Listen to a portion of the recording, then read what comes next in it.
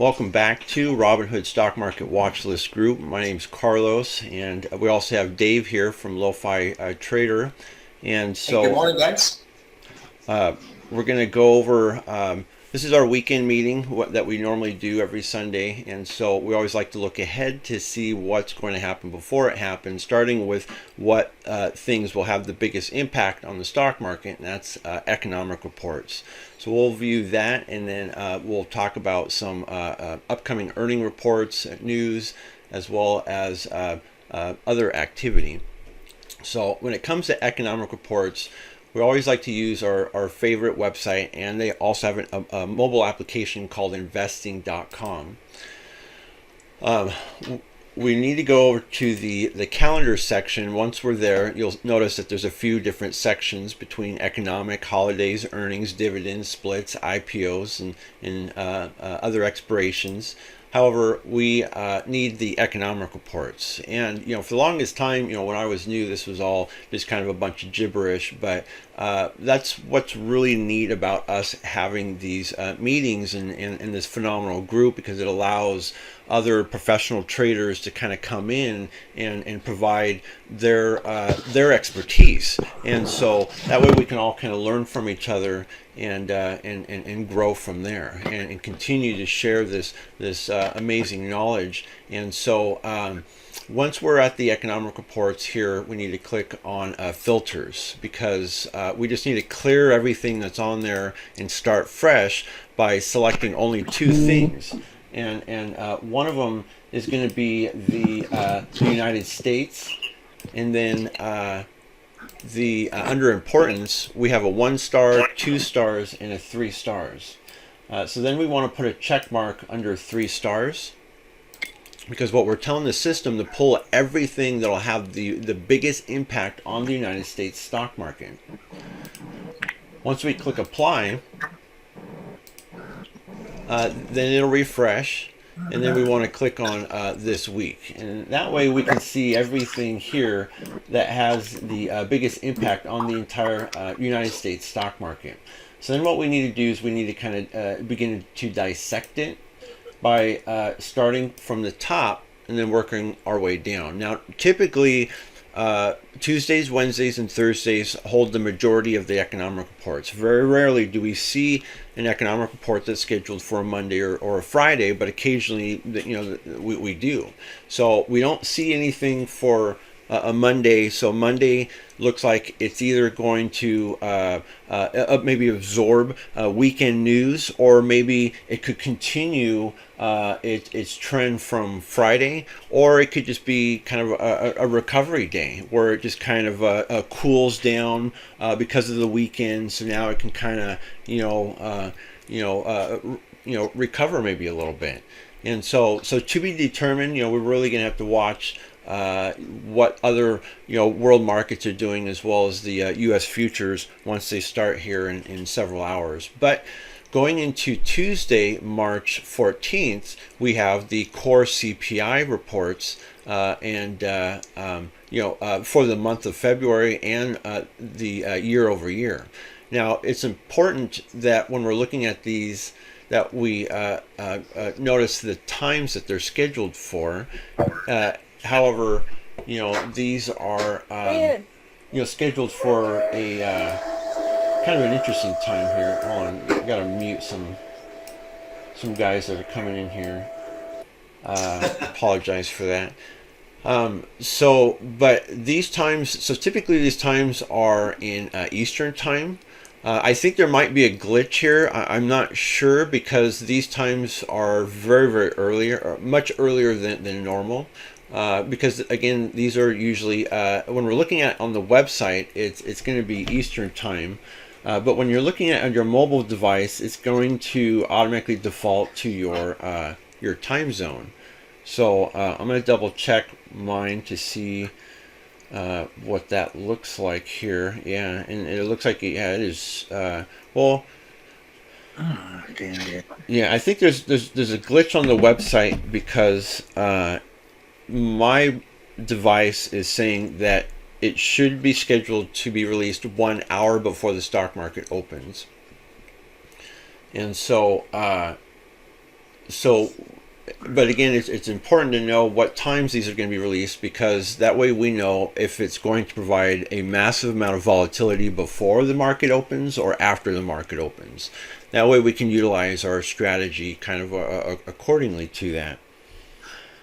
And so the so when we're looking, if you don't know what these are, you feel free to click on it. A new tab will appear, and it'll tell you with a very brief description of what it is and how it will affect the stock market. For example, the Core Consumer Price Index, or the CPI, measures the changes in the price of the goods and services, excluding food and energy. The CPI measures price change from the perspective of the consumer, is a key way to measure changes in purchasing trends and inflation.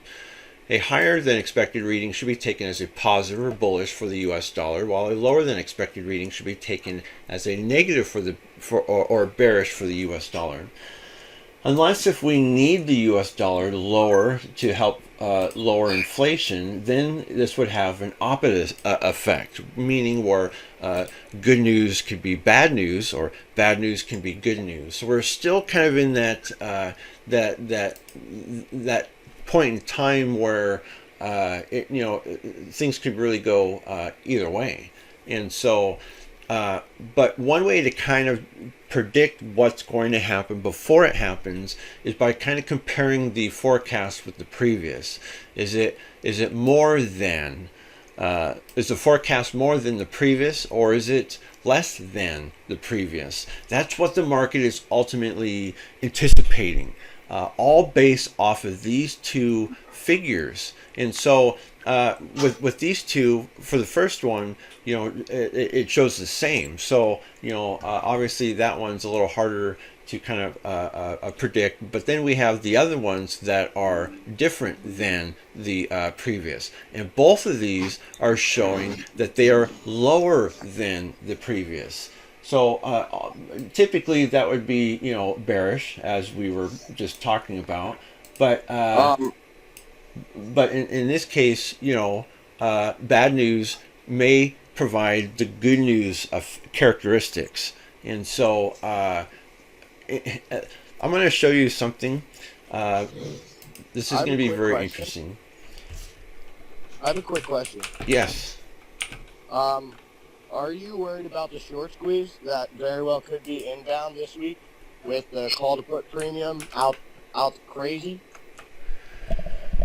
So, because the call to put ratio right now is like 3-to-1 on puts over calls.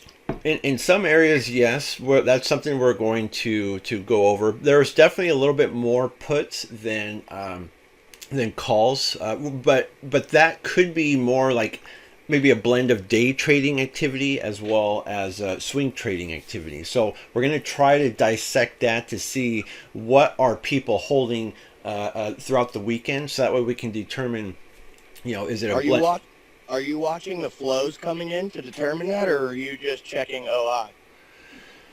What we do is we kind of look into like scanners and screeners using barchart.com, so that way we kind of look at the overall activity, because there's going to be a lot of things that are expired that are no longer invalid. So we have to then look at things that are right, still active. Friday was the monthly expirations, was it not? This coming Friday is the triple witching day, so that is when a lot of people are going to need to reposition or to sell because of the major expiration date. That's this week, right? Yes. Friday? Yeah, this Friday, the 17th. And that's something that, again, that we'll be able to talk about, is that the having a stock market calendar is very, very important. That way we can kind of know what's going to happen before it happens, as well as like holidays or triple witching. So looking at here at this calendar, you can see that March 17th, it has a lot of stuff going on there. So typically that's we may see a lot of downtrend. The volume's just going to be kind of a little unusual, whether it be less or more. But a lot of people just don't like holding on Fridays. Anyways, I mean, holding throughout the weekend. So Friday's going to have kind of like this trifecta effect. But like I said, it's going to be very, very red. It's going to be similar to kind of what we just experienced this last Friday. But again, it's important that we know what's going to happen throughout the week, because many pro traders say, plan your trades and trade your plan. And Benjamin Franklin used to say, if you fail to plan, you're planning to fail. And that's one of the reasons why we have these meetings. That way we can always plan, throughout the week, and know what's going to happen and how to, position ourselves and whatnot. But when it comes to knowing volatility, the squeeze or whatever, bring it on, because now it gives us something to work with. We can even straddle. We can straddle both calls and puts at the same time, which is something that I always highly recommend, because of the opportunity that it provides. Because with the right kind of volatility, we can only lose what we have on one side, but our gains on the other side are potentially unlimited. With a worst case scenario, you may lose maybe up to 100% on one side, but you can gain 200 or 500% on the other side. So those gains outwash your loss. And so it doesn't matter if the stock market surges straight up or plunges straight down. This is a win-win a strategy. But it's important, just like any other strategy. Unless they send us into a full chop session until next week with Pal. Yeah, well, with this kind of economic reports, this is definitely going to provide a lot of volatility, and yeah, I mean, it could be major swings, but it's something that we can work with, because with our straddling, like I said, just with any type of strategy, it's important to utilize certain rules and guidelines to help make it more efficient, but also to maintain consistent gains, and by creating a process. And so with the rules and guidelines that we've implemented, we always want to buy within 15 minutes before close to sell within the first hour of the next day. And that's considered a swing trading strategy. So no matter what type of account you have unlimited swing trades. Unlike day trading, where you're limited to 3 day trades per 5-day trading period with accounts less than 25,000. Swing trading, this is a great strategy to utilize going into volatility. And so Tuesday, Wednesday, and Thursday is definitely going to be a lot of volatility. But I'm thinking that, on Tuesday, because the forecast is less than the previous, I really believe this bad news is going to provide good news characteristics.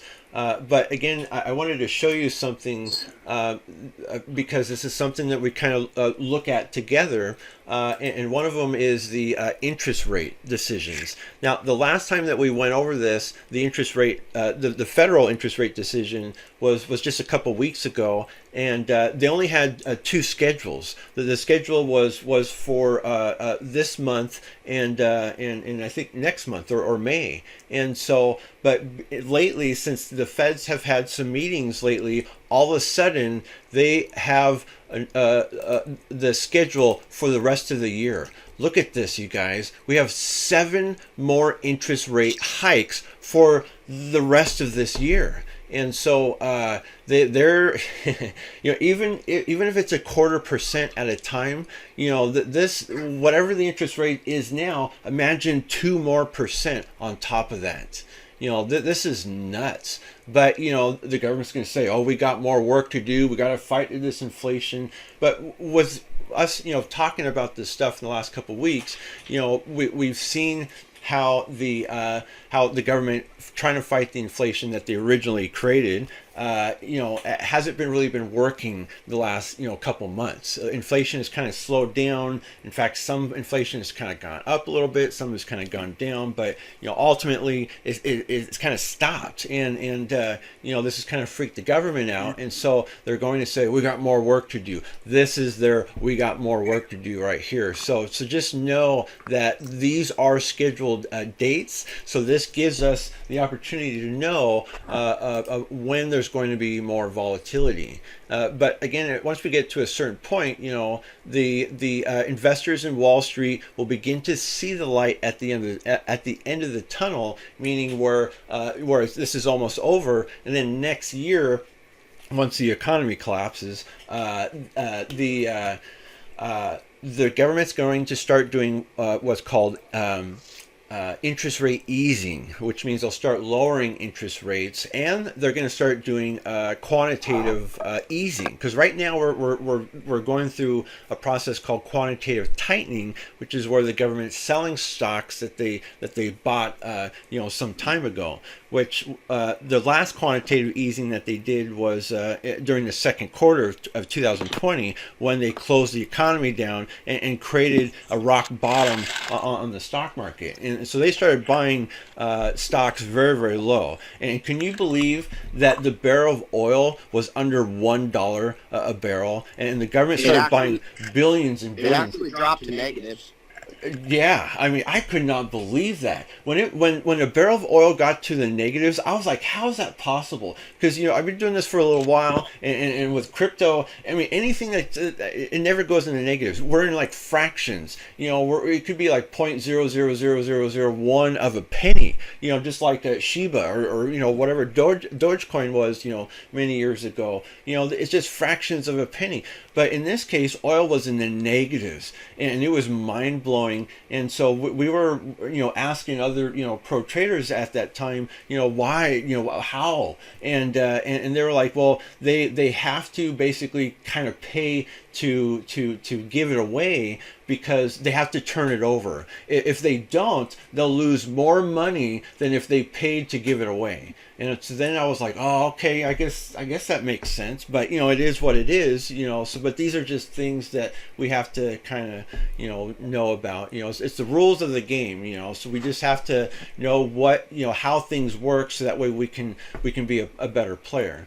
And so, but just know that, we got March, we got May, we got June, July, September, November, and December with a lot of interest rate hikes. So we'll have to see what that'll do.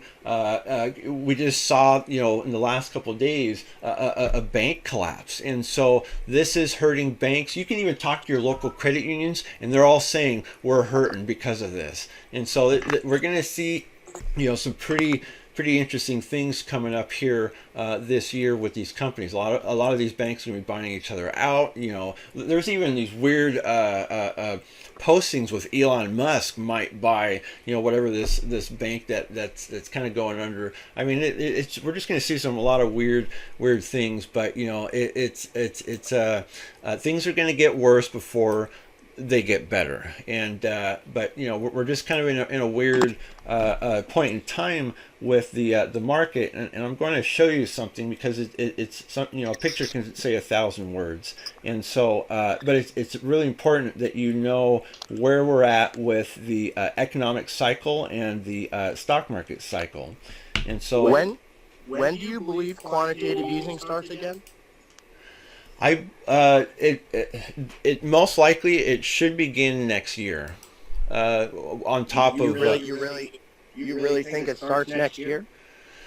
If at least within the next 2 years, because okay, I could see 2 years. I'm just saying by 2024, there's no way we start. I mean, I guess there is a way if we completely fall off a cliff, but if they can prevent a crash landing, I don't think QE is going to start next year.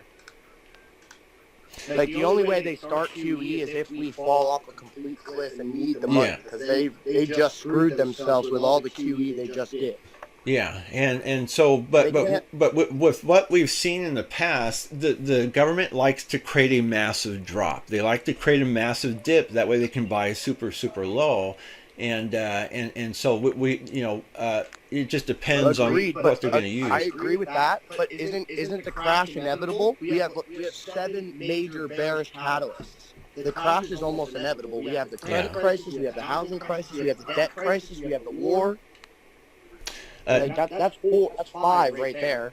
Definitely. And like we're almost guaranteed to drop. You sure they're gonna just smoke us? My personal opinion is that they know that we're getting smoked in the next 8 months. They know for a fact we're getting smoked in the next 8 months. If they destroy the stock market in the next 3 months, it's going to take at least 6 years to come back to highs.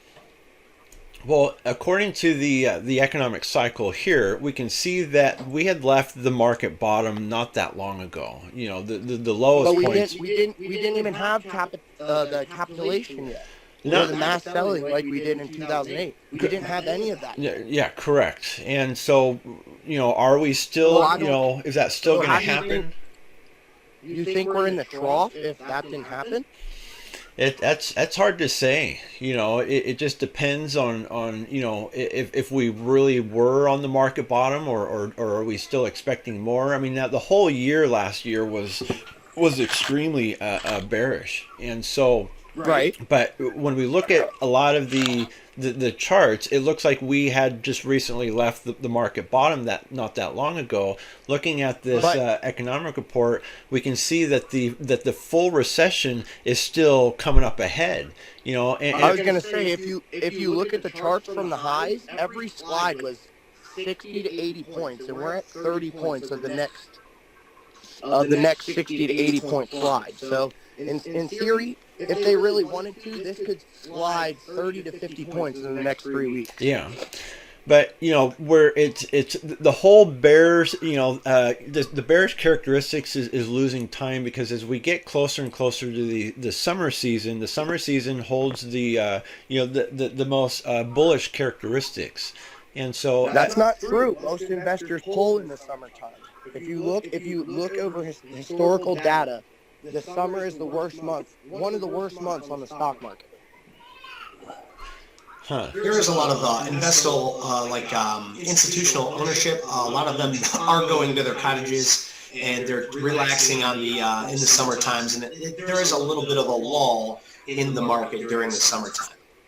Exactly. So that's what I'm saying. But I will say, we do have to agree, gentlemen, that nobody actually knows whether we're going to go up or go down. So what we try to do is just try to evaluate all the indicators and all of the news that we can in order to have our own self-sense of judgment. So there's a lot of events that take place during the summertime. We have where Apple kind of reveals a lot of their products and services. Tesla does the same, but we got a lot of different technology companies that start revealing new things, and so a lot of investors like to kind of get in a little early before that happens, and so.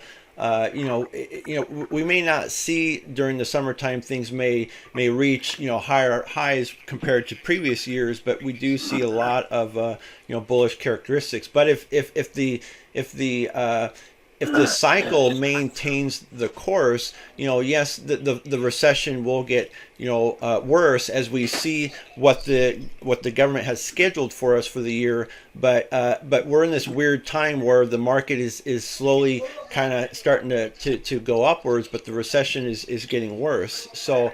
But once we get through this year, next year is kind of the early recovery, and so next year, yeah, we should start seeing the market, higher than it was this year, and so, but yeah, I mean, it's definitely going to take a few more years, but it's important to know these cycles and what to expect, because in certain parts of the cycle, that for long-term investors and short-term investors, there's certain segments of the stock market that's important to get into, and certain ones to get out of. and everything. And so, but this is something that I do save for us. That way you can download it to your device, and you can also print it out. It's important to do that because, out of sight, out of mind. It's important that that way you can always come back to this and look at it later.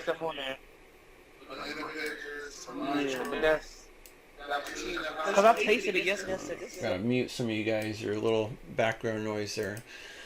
Okay, so going back to the economic cycle here. So again, Tuesday, March 14th, with what we're seeing here, it looks like that, again, bad news, maybe good news.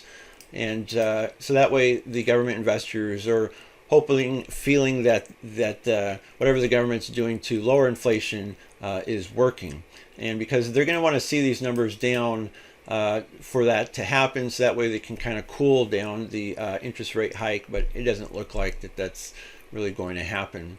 So going into Wednesday, March 15th, we got a lot of other economic reports, 3 of them which are scheduled to be released 1 hour before the stock market opens. Crude oil inventory levels are going to be released 1 hour after the stock market opens. However, the retail sales are very important because it helps kind of measure what consumers are doing. And the more rare that these reports are, the more volatility that it's going to provide the stock market. So if it's a weekly report, it's going to provide a good amount of volatility, but a monthly report is going to provide a lot more volatility, especially a yearly report. And so, but by comparing these forecasts versus the previous, we can see that all 3 of them are less than the previous. So again, this should provide bad news is good news type of characteristics.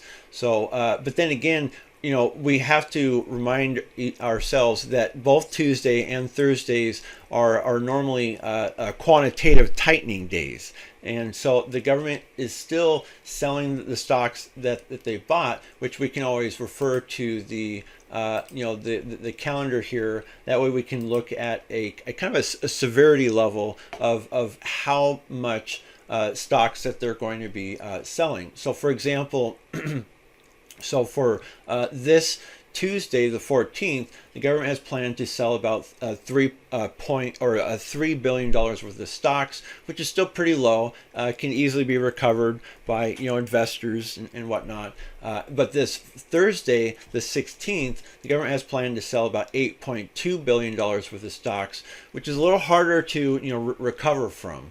$8.2 billion. That's a lot of stocks in one time that the government could sell at any time that day. It could be during pre-market, it could be during the market hours, or sometime during after hours, even the last second during after hours. And usually when they do after hours, it kind of softens the blow a little bit, because as it kind of bleeds into the next day with pre-market, it helps cool the effect down a little bit.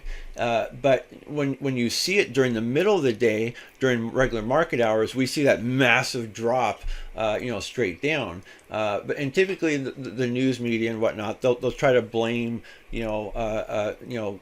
some news, something else. That way they just don't talk about, hey, well, the government sold, stocks today, and so. But it's important to know, again, the severity level of that effect, because especially when we get into later on in the future, we're seeing a much higher amounts, like $12.5 billion or $15.9 billion worth of stock, or $18 billion, my goodness. But eventually this will begin to slow down as we approach the summertime, which also kind of goes into that effect of the bullish characteristics, because once we get into the summer season, if the government's only executing the quantitative tightening once a week or once every couple weeks, and it's a lot less money too. Now we're in like a $500 million or $5 billion at most. So now the stock market has enough time for people to kind of keep loading more money into it and pumping it up and whatnot. So right now it's really hard because whatever investors put into the stock market, the government's like selling, the almost the same amount. And so that's why the stock market's kind of struggling a little bit, is because a lot of this. And so once this slows down, the market will become more bullish. And so until we get towards the end of the year, then it'll just then, like I said, then it'll stop. So going back to the economic reports, Wednesday, with the crude oil inventory levels being 1 hour after the stock market opens, we don't have a forecast yet, but we should either later on this evening or tomorrow during pre-market. But crude oil inventory levels were down by quite a bit. Lately, it's always been in the positive in the last, I think, like month, where normally it used to really fluctuate, but as it dipped down quite a bit, now we're in the negatives. It should bounce up, and so typically that would provide bearish characteristics, because that usually means people aren't driving, they're not buying fuel and everything, and so they need people to be buying fuel because that helps the economy. People are buying fuel, maybe they're going on vacation, going on road trips, they're spending money on other things. And so but then going into Thursday, March 16th, then we have the building permits and the unemployment report, and then the Philadelphia Fed Manufacturing Index, all at the same time, 1 hour before the stock market opens. Now the building permits are, which is very interesting with this whole, when we get into like the housing industry and stuff, this housing industry and they try to maintain very strong no matter what. And so, but we do see that it is less than the previous, which would normally provide bearish characteristics, but unless we're in another situation where bad news is good news. And so and then the unemployment report last week was up pretty high, higher than normal. Lately it's been under 200,000, but this is going to show that it may come down a little bit, which normally would provide bearish characteristics, but this normally this would provide bullish characteristics because people are working, creating themselves an income, paying taxes, buying things. That helps the economy. But if it goes up, that does the opposite. But again, if the government's trying to help fight inflation, they're trying to get this one up. Most reports we need down, but there's a couple. Most reports we need up, but there's a couple reports that we need down, and that's the crude oil inventory levels and then the unemployment report. And then the Philadelphia Fed Manufacturing looks like it's also going to be in the negatives as well, but not as low as before. So Thursday we could see maybe a little bit of mixed signals, but it looks like, I think ultimately we could see some bullish characteristics. But with quantitative tightening being on Tuesday as well as Thursdays, like I said, that can kind of interfere with things. But like I said, sometimes the government plans these things for specific reasons.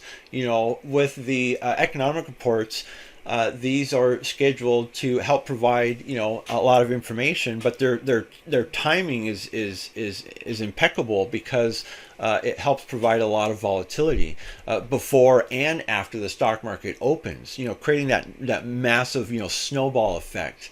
But typically the first hour and the last hour of the day are the most volatile times, and so this helps provide more momentum after that first hour, which would normally start to cool down or to die off. Will just add more momentum on top of that. And so, but when we want to look at the government schedule for like power hour or throughout the middle of the day, that's going to be the president's schedule as well as the White House schedule. Just another really, really important thing to know what's going to happen before it happens by utilizing this website that's called FactBase. You have a Biden calendar here that really provides their schedule, and what's important is the again the press conferences. Because that's when they're live. Wall Street is watching them. We have all these millionaires and billionaires; they're watching them too. So I mean, all eyes on these events. When they're happening, and now we have a schedule. That gets updated every midnight Eastern time or 9 p.m. Pacific time. And so that way we can tune to this and to see what they have scheduled for us. Unfortunately, it's not scheduled a week before because these guys are extremely busy and things change on a daily basis. So this is how that they can kind of communicate with us on their schedule. And so, but a lot of times, they may just have just a regular press briefing. But sometimes if there's certain people there, you can kind of get an idea of what they're going to talk about, like the economic advisor. That is probably going to scare investors, when you have the economic advisor, because the stock market does not like the Biden administration. It doesn't like, what's kind of going on. And so when you got these guys that are going to start talking, they're going to say something that investors don't want to hear. They're going to spook them. And so we know that during power hour of Friday that the stock market's going to go down, and it did. And so, this is predictable. We know what's going to happen by tuning into these times. And this is going to be Eastern time again. So if you're in a different time zone, you'll kind of have to recalculate the times a little bit. But it's important to go to youtube.com and type in either the White House live as a keyword 15 minutes before this time. Or if the president is going to be live, then you put in Joe Biden live as the keywords within 15 minutes before the time that he gets on there and starts talking. Because again, we need to know what they're going to say, and we need to see how that's going to how the market's going to react to that. Because typically, let's go to a different one here, like right here. Like on Wednesday or Tuesday, we just had a regular press briefing by our press secretary, and so without any other bunch of people there. As we start watching the market, it may get a little edgy or a little freaked out at first, like maybe a little hesitant, like maybe the market may go down a little bit right before or during. But usually after 5, 10 or 15 minutes, as long as they haven't said anything stupid within that time, then the market's going to bounce back up and it's going to resume where it left off. And so, but that's where we can also time where we may see a little dip, and then kind of wait that 5, 10, 15 minutes, and then you'll see your moving averages will start to begin to trend upwards. And so, but again, it's important. This is extremely important to know what's going to happen during that power hour time, that last hour of the day, by going to this website, looking at the schedule to see what's going to happen before that it happens. And so it's imperative to know all this stuff, before, like during pre-market, during after hours. During after the market opens, as well as before the market closes, and then as well as the earnings, which would be before the market opens and after the market opens. So the earnings report, we always post in our featured announcements area of our group, and so every Saturday I'll post the the earnings whispers scheduled earnings report. So it's going to be a busy week, but Unfortunately, most of the high market capital companies are done for this season. And so this is the last month of this quarter. As we get into next month, we'll begin a whole new earnings season. And so, but there's still some pretty big companies. You know, tomorrow we're going to have the Zim shipping company that will also affect many other shipping companies. Then tomorrow after close we have the JIT Lab, and so that's another major one that we'll talk about here in just a little bit. Adobe's on Wednesday. We have Dollar General on Thursday, as well as FedEx and Xpeng on Friday. You guys, Xpeng is it will affect NEO. These are very close EV companies in the over in China. So NEO and Xpeng is going to be very, very volatile on Friday. And so going into Friday, to help avoid, if you're doing options, it's important to try to avoid going into earnings, going through earnings. But unless we can maybe select a neighbor stock that won't be affected by what's called implied volatility crush or IV crush. So going into Friday, NEO would probably be a great one because we're going to see a lot of volatility with these guys. And so, but we'll get a little bit more into that here in just a little bit. Let's take a look at the top ones for now. We have the Benson Hill Nourishing Innovations. So this is the first one that we've ever had in our group. So they're obviously getting some kind of attention. Benson Hill is BHIL is the ticker. Looks like they're going to be reporting their earnings tomorrow morning before the stock market opens. However, the company earnings release has a 67% expecting an earnings beat. The stock has an average of 11% price movement in either direction. So we'll see what that one does tomorrow morning during pre-market. Now, the next one is this company called Stone. This is actually like a point of what do you call it? It's a credit card processing company. That's a point of sale type of a system for I think Brazil or South America in general. But they are linked to our stock market system. So STNE is the ticker. Tuesday after the close, looks like that's when they're going to release their earnings report. The company's earnings release has an 82% expecting an earnings beat. So I mean, investors are pretty optimistic that this one should, 4 out of 5 odds should beat its earnings. However, option traders are pricing in around a 17% price movement in either direction, and looks like it's averaged around 22% movement in the past. Dave, do you have any insight on the graph on Stone STNE? Yeah, sure. So I have the chart pulled up on the daily time frame. If you guys want to take a look at my screen, I'm sharing it with you now. So if we just go from a zoomed out view here, you can see that we had hit 95.12 well back here in 2021, about February, around in February, okay? And then it's been declining below a 200-day moving average for an awfully long time. The good news about this stock is you can see it's starting to do a little bit of what I like to call a coiling here. And if you look on the daily, you can see all these new higher lows, okay? So, I'm sorry, yeah, higher lows. So here's a high, higher low, I'm sorry, a lower high, excuse me, a lower high, lower high, lower high, and all these lower highs, there's a double top here, but here's a new lower high, and then these new higher lows. So every time we put in a new higher low, it gets tighter, okay?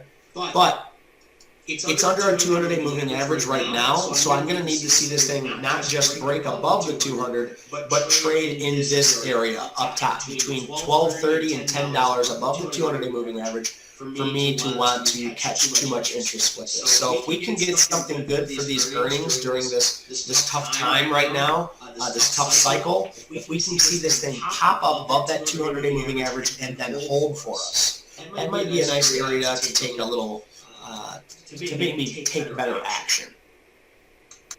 That looks pretty good. It's nice and low right now, and the 20% almost, or even could easily get back into that $10 range, or $9-10 range, back kind of in that little area where it kind of bounces off from. It looks like.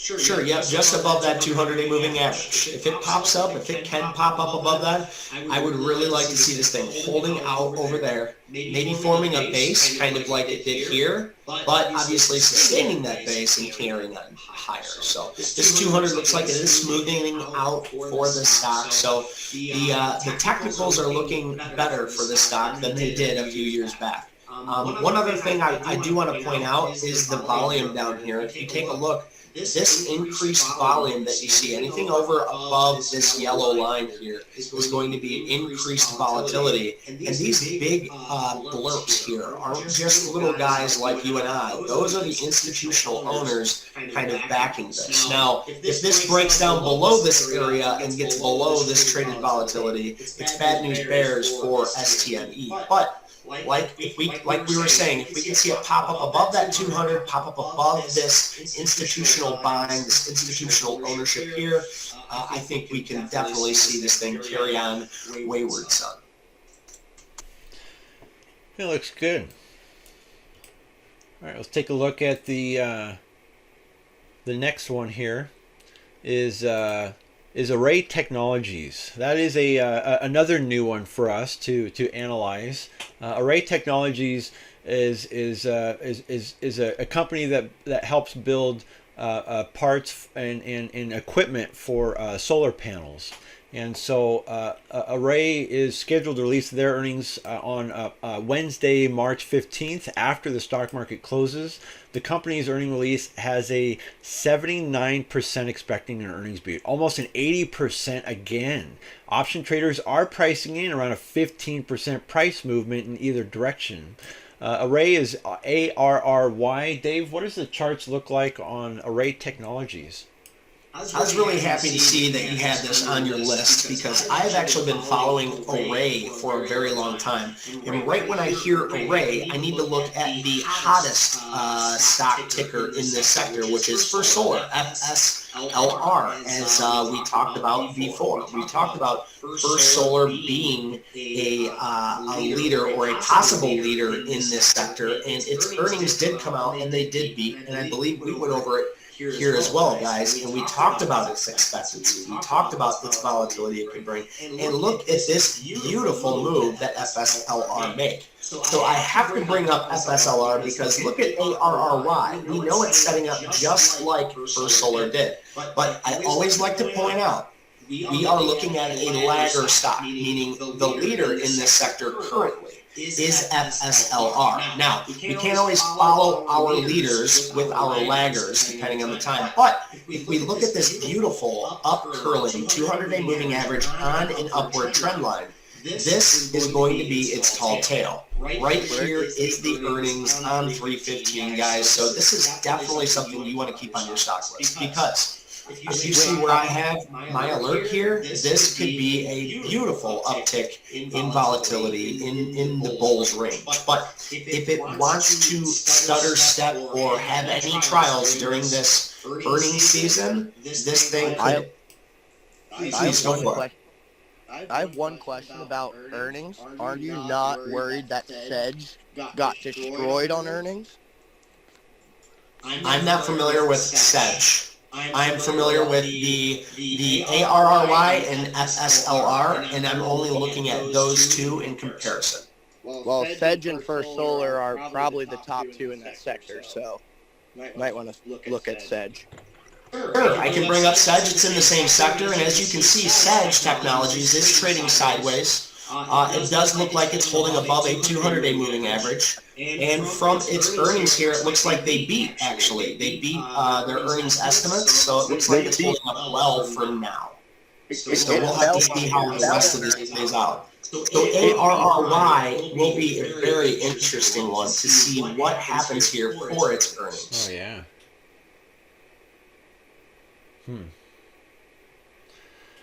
Well, as long as we're anticipating volatility, that's huge, especially if we're not sure which way that it's going to go. Because ultimately, I mean, earnings, we can analyze whether it's 80% or not, but it seems like ultimately there's a 50-50 chance always, it's going to go up or down due to manipulation or intercepted by anything. But we can anticipate what kind of volatility to expect, and if we're expecting 15% price movement in either direction, this may be something we might want to straddle, even as a lottery play in case things don't work out. We always want to invest lightly into a high risk, high reward situation.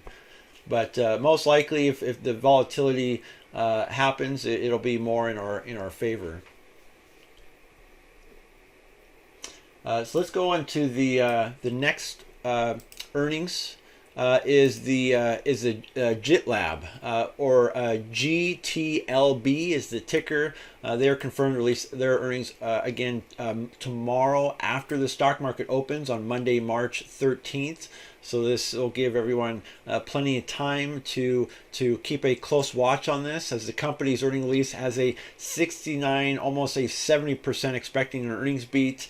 Now, typically, as we look at this regularly, 65% is normally average. Any less than 65% is kind of considered below average. Any more than 65% is considered a little above average. So lately, we're seeing some pretty nice, decent numbers here, but option traders are pricing in a lot of volatility with this one. An 18% price movement in either direction, but 69%. It's expecting to be going in the upwards direction. Dave, what does GitLab look like? Yeah, I really like GitLab only because I know a little bit about them. I have actually used them to download, video games and stuff to my children's Oculuses. It seems like a cool little site there. Now, that's about all I know, so that's the best excerpts that I could give you. But when I look at the technical analysis, because that's all I truly like to look at, this is what I'm passionate about. You see GitLab's, first of all, it's a new IPO, and we know new IPOs can be extremely volatile, and they can be they could very easily turn into leaders in a bear market. They can easily become the new leaders when we finally see a bull market. So when we look at this thing, I see two main things here. One, it's traveling right around that 200-day moving average, but the two main things I like to see is that it's held this base and it's traded sideways in an overall bearish market. Okay, and this thing has just traded sideways for such a long time now that we are just waiting for something to add up here.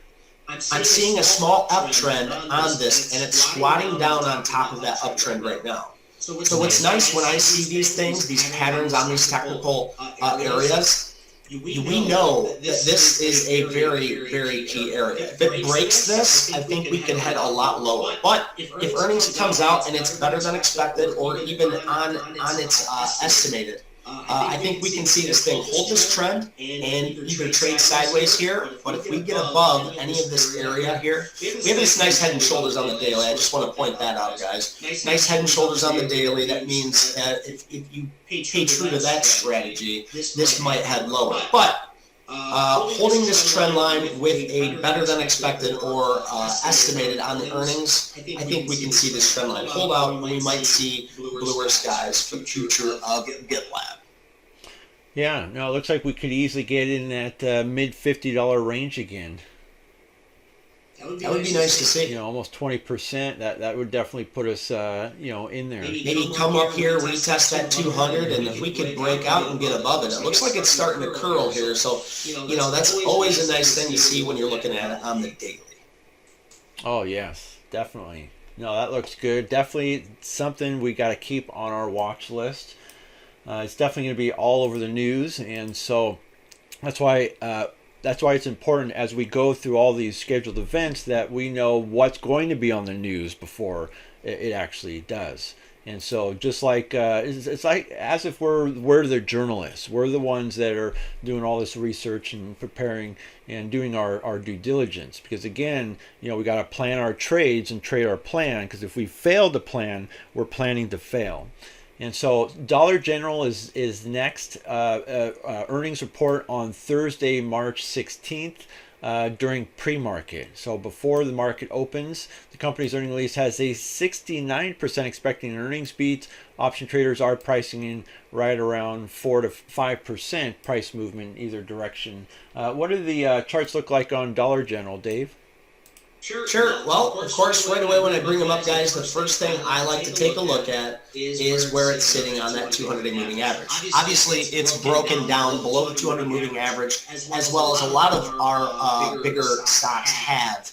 If you look at the S&P 500, we broke that on Friday, and we just went much lower than where the 200 was sitting, where we were trying to defend. This Dollar General has been below that 200 well before the S&P. So this being an uptrend, this could be a nice area for it to hold, or we could continue lower. I think we're going to see a little bit of a better understanding with these earnings when they come out. But I tell you, since the 2020 era, just seeing Dollar Generals pop up all over in my area. I wish I was a part of this big boat still holding, and questioning whether I should trim or not at these tops. But I'm not. So this might be an area where I want to keep an eye out. But I need to see it shape up and start to head higher and get above this 200 for me to want to calculate any risks. So earnings will be interesting. It does, and it looks scary for long-term investors. If I was a long-term investor in that, I'd be, because we already see it crossing over all the moving averages, and so it's definitely providing us the downwards effect.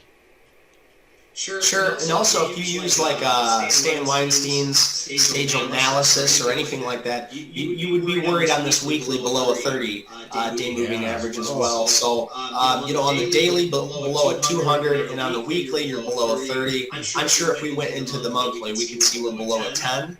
That might be the only thing that might be saving us here. And no, it's all below. So, on the monthly, you see this what you could consider an uptrend, and it looks like it's piercing through that. So be careful out there, but earnings might be a tasty little trade for the day traders out there. Yeah, and with the way the economy may go here later on this year, I don't know if we may see more revenue generated by these dollar companies like Dollar Tree and Dollar General. I know like some major stores like Walmart in certain metropolitan cities with high crime, Walmart is closing stores down.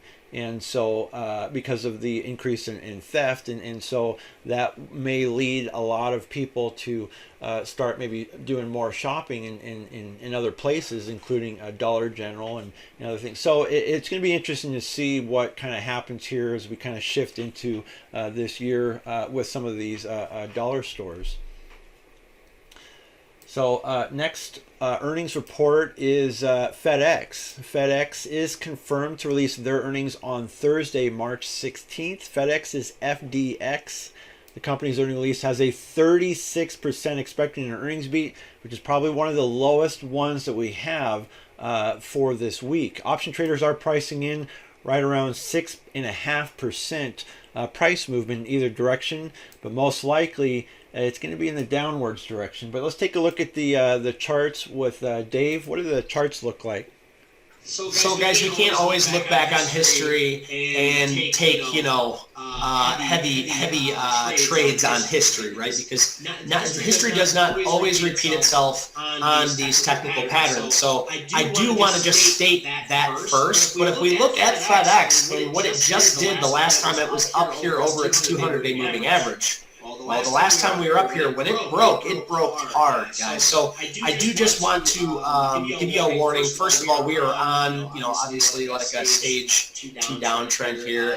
It looks like it just tried to break above that.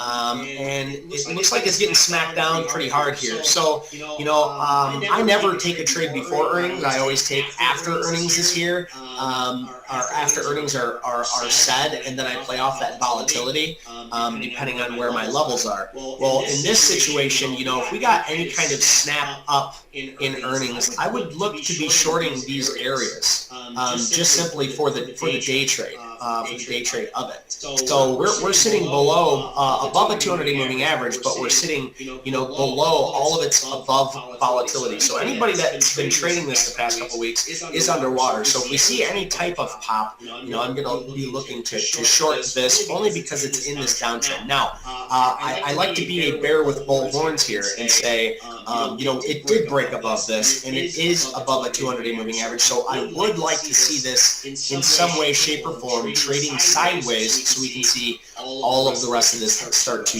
shape up and head up higher. So I don't have high expectations for FedEx, but obviously I have a 401k, so I sure hope things start to shape up for FedEx. Oh, definitely. Yeah, that looks very interesting, but it looks like with kind of about a 5% price movement, we should have probably a $10 swing in either direction. So for right around $200 now, which it most likely to probably fall down about 190. So not too bad, but we'll see some volatility there.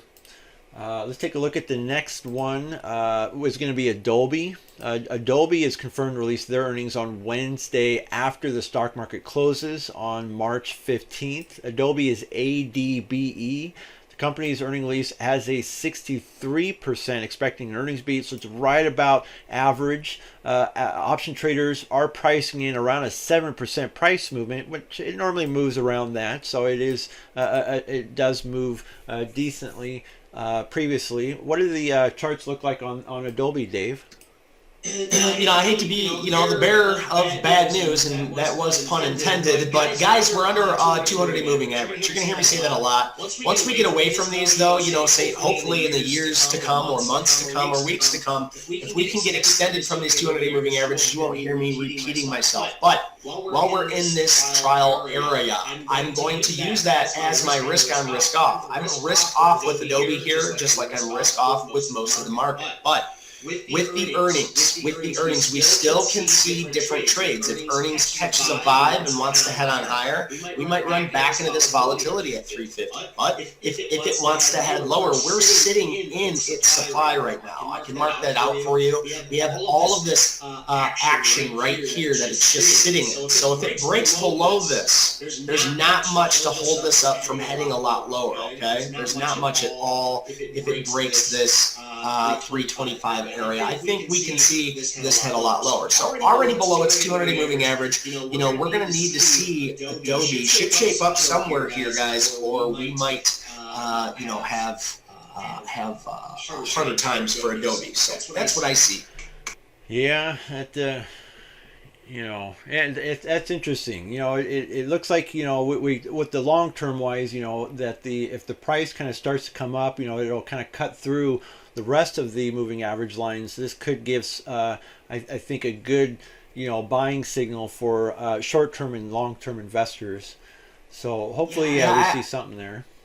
I always want to be the bear with bull horns. I want to always see both sides, and that's why I drew this supply or this demand area out, not supply, excuse me, this demand area, because you can see there is price action in this area. And last time we were here, people liked it. They obviously liked it. There was enough demand here to push this stock a heck of a lot higher, from the 336 area all the way up to this $400. So now we're back in this area. Can it shape up? So that is the good news, that we are in supply. But if we get away from that supply turns into demand, as we know as traders. So be careful out there. I think I'm bullish with that. And we've seen statistically like 65-68% of our earnings this quarter have beat. And so And so I think with what we're seeing in this analysis, it should be pretty spot on. Next one is this one. This was a new for me. I've never heard of them, but it's Arcos Dorados, ARCO.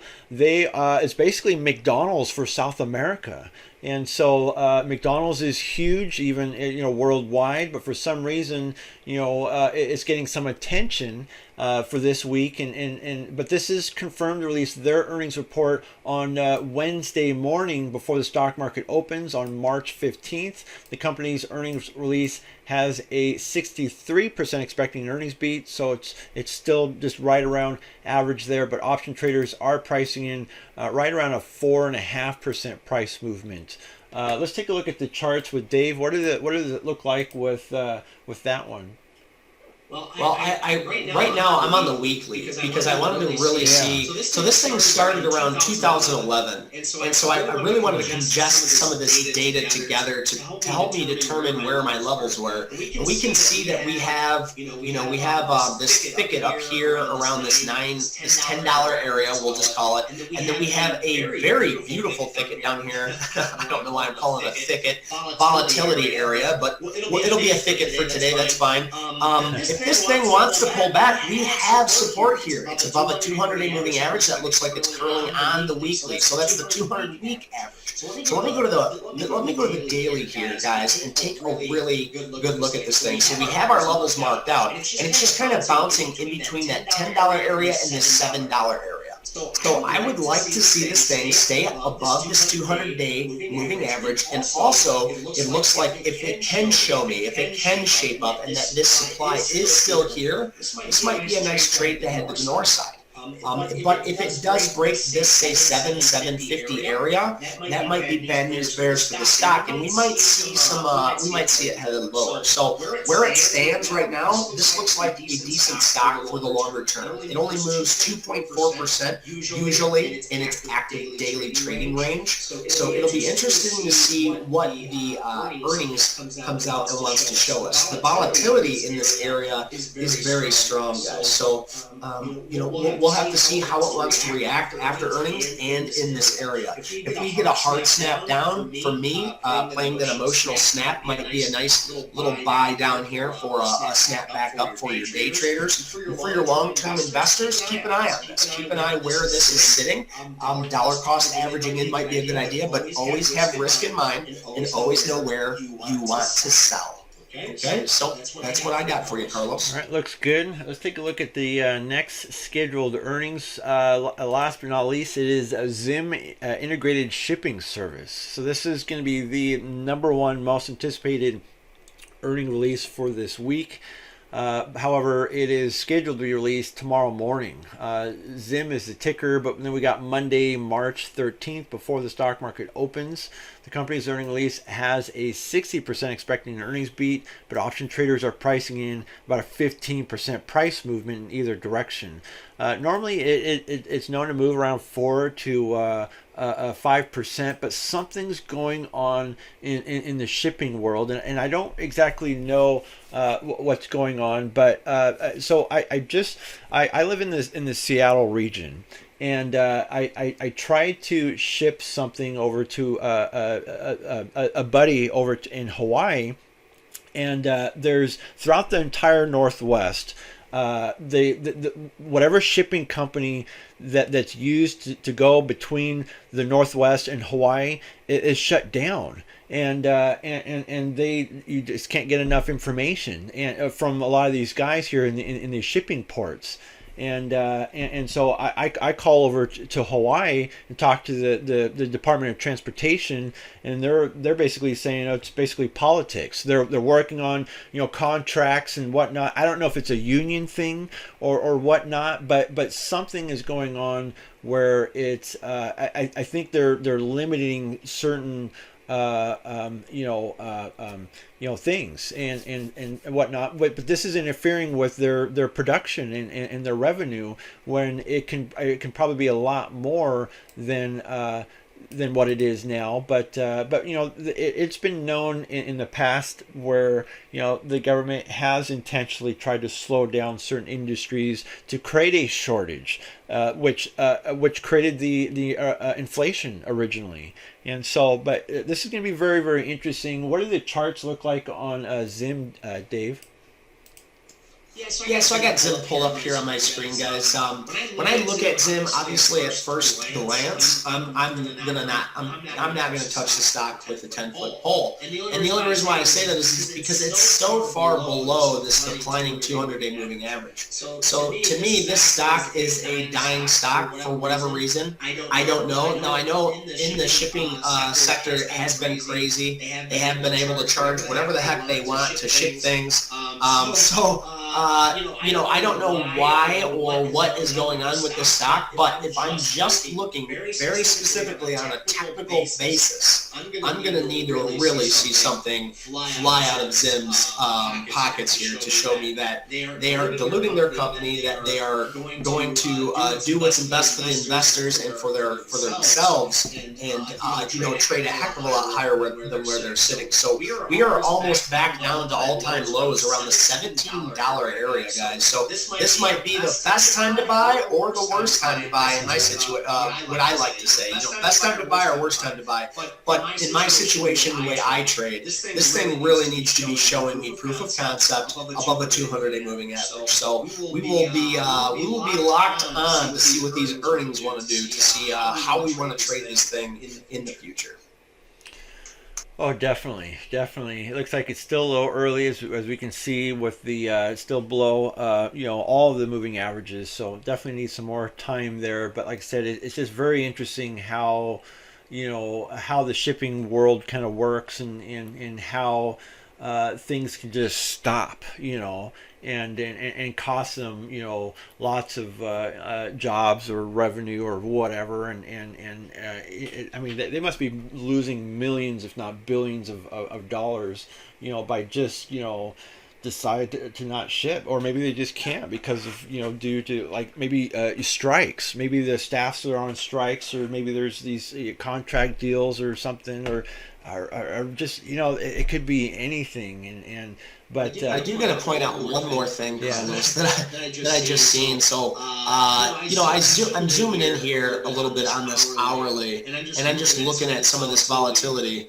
And I just wanted to point out too, because I always like to look at the bear and the bullish side of things. And I gave you my bear type. You can hear me. I was very bearish. But when you look at the bull side of things, you can see that there was a bigger push in volume to the north side right here when it was when it was trading back February, and then we had a big sell-off, but there's not as much sell-off volume here. And right before earnings, if you look here, guys, there's a big uptick in volume. So, you can take that how you want. If I look at it on the 5-minute, you can really see it here. A huge volume came in here. We had some sell-off into it, but right before earnings, it's interesting. It looks like somebody's trying to, readjust their position right before earnings. So, very interesting to see that playing around there in the volume too. Yeah, no, that's good info. So let's go on to the next thing. So I just uploaded the anonymous profit schedule of events on here. Let me refresh this here. Might be, there we go.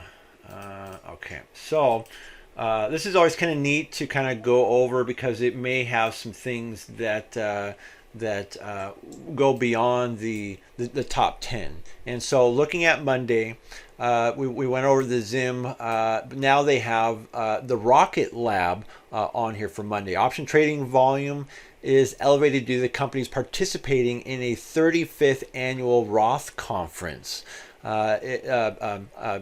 Investors are expecting a price movement by around 8.5% by the end of this week.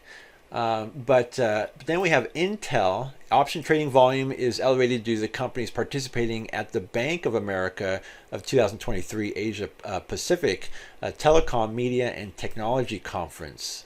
Looks like investors are expecting a price movement by around 5% by the end of this week. And then Immune. ALT is another one. Option trading volume is elevated due to several institutional investors and hedge funds modifying their holdings of the company. Additionally, several research analysts have recently changed their ratings and price target on the stock, expecting a price movement by about 21% in either direction by the end of this week. Dave, did you want to look at any of the charts on any of these? Especially alt? So I'll go over alt first, and then I want to go back to Intel, just to go over it because I went over Intel during my live stream for a few other participants, and I like it. Well, and it's going to affect semiconductors. Absolutely. So if we take a look at alt, we can see it's got a long history of failing. But if you look actually down here, it's trading right around that 200-day moving average. And I have this marked out, this 1150 area, $12 area, give or take, that I believe is the most volatile area. Okay, I think it needs to hold around this area, which also is above a $200 or 200-day moving average. So if we're looking for that kind of price expectancy in one direction or the other, if I want to be on the bullish side, we're going to need to see proof of concept in this company, and we want to see this thing give a nice tick higher. Now, I like to play my earnings breakouts on the 5 minutes. So if we see a big push in volatility and we can get at least 20% kick to the north side, then I'll be looking for a 5-minute range break in either direction to take my trade. So I will definitely be watching ALT, but remember, guys, this is actually a little bit faster of a mover at 5.8% in a day. So it's a little bit faster than your ETFs and your big boats like your Amazons and your Microsofts and your Metas. So this ALT, if you're looking with a small account to make bigger money, this would be something that you would want to look at. This is a little bit more ideal, moving more at 5.8%. So interesting stock, great for day traders and long swing investors with smaller accounts, but this is a very important area for it. So earnings will be very interesting. But now going back to INTC, I just drew the area of supply above it. It's just real simple, guys. Intel has had a hard time after breaking this 200-day moving average and testing it 2 times here. It's failed ever since. Now we're down to what looks like it's trying to form a base down here, guys. And that's always good to see when you see big boats finally basing out somewhere. So what I did here, because it's had 2 little blips and holding these 2 little blips up here and holding this base down here at this $25 area, guys, this is great to see for a big boat like this. But what we need to see is it come up here and start eating away some of the supply and then getting above its 200-day in order to head higher. So this is a good area to maybe dollar cost average in, but you need to know where your risk is. And for me, it's this $24.50, $25 area. If I get down here with this dollar cost average in, I will be exiting this position if we break any lower. So those are the 2 I wanted to look at. Carlos, is there anything else you want me to? That looks good. Good for Intel, and just like I said, it's going to affect all the other semiconductors, you guys. AMD, Nvidia. I mean, these are like in the top 5. Especially most active stock options, as well as in semiconductors in general. So this looks like it's going to be pretty bullish activity for that segment.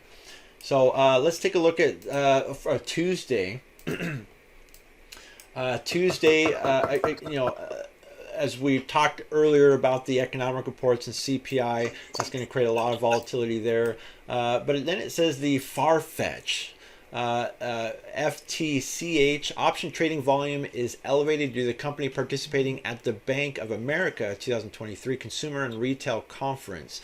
Expected a price movement right around 11% by the end of this week in either direction. But then we have American Airlines. AAL is the other ticker. Option trading volume is elevated due to the company participating at the 2023 JP Morgan Industrials Conference. Investors are expecting a price movement right around 6.5% by the end of this week. And then it's AMC. AMC is one of those highly manipulated stocks, but there's just a lot of volume, a lot of volatility in AMC, and option trading volume is elevated due to the company holding a shareholder vote on the conversion of an AMC preferred equity unit.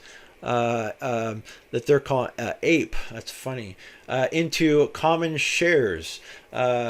Even if the conversion is approved, an injunction hearing is set for April 27th to address a class action lawsuit over the transaction. Interesting. Investors are expecting a price movement right around 19% by the end of this week, and then we have the Sentinel one. Also, the ticker is S. Earnings after close on Tuesday. Investors are expecting a price movement right around 13% by the end of this week. Any insight from you, Dave, on any of these you would like to go over? So I don't like anything under the 200-day moving average, and especially the overall long term of the market. Like, if I just bring up this SPY just really quick, guys. I drew out the supply area. We are down into a supply area in the SPY, but we are below a 200-day moving average. But we are trying to bounce off this downtrend line as well. So there's a lot of really good news, I guess, for the overall market in a bounce. But we have a lot of fighting to do on this bounce. So I'm expecting, a bounce in the market. I'm expecting a lot of earnings to come out better than expected. But, I'm expecting too that bounce to be short-lived, guys. So be careful out there in the market. So there's good news that we are into supply and we might see a nice bounce, but we have a lot of fighting to do to get overhead. So when we look at speculative stocks like AMC, like obviously the APE coin that they brought up, we're on a huge downtrend here, guys. We're below these 200-day moving average, so it's very hard to kind of get behind any of these stocks. So when I'm looking at like an S or an AMC, I'm looking at these bases and I'm thinking, well, this used to be a base here at 20, and this used to be a base here at 17. Now this is another base at 12. This thing could definitely go lower.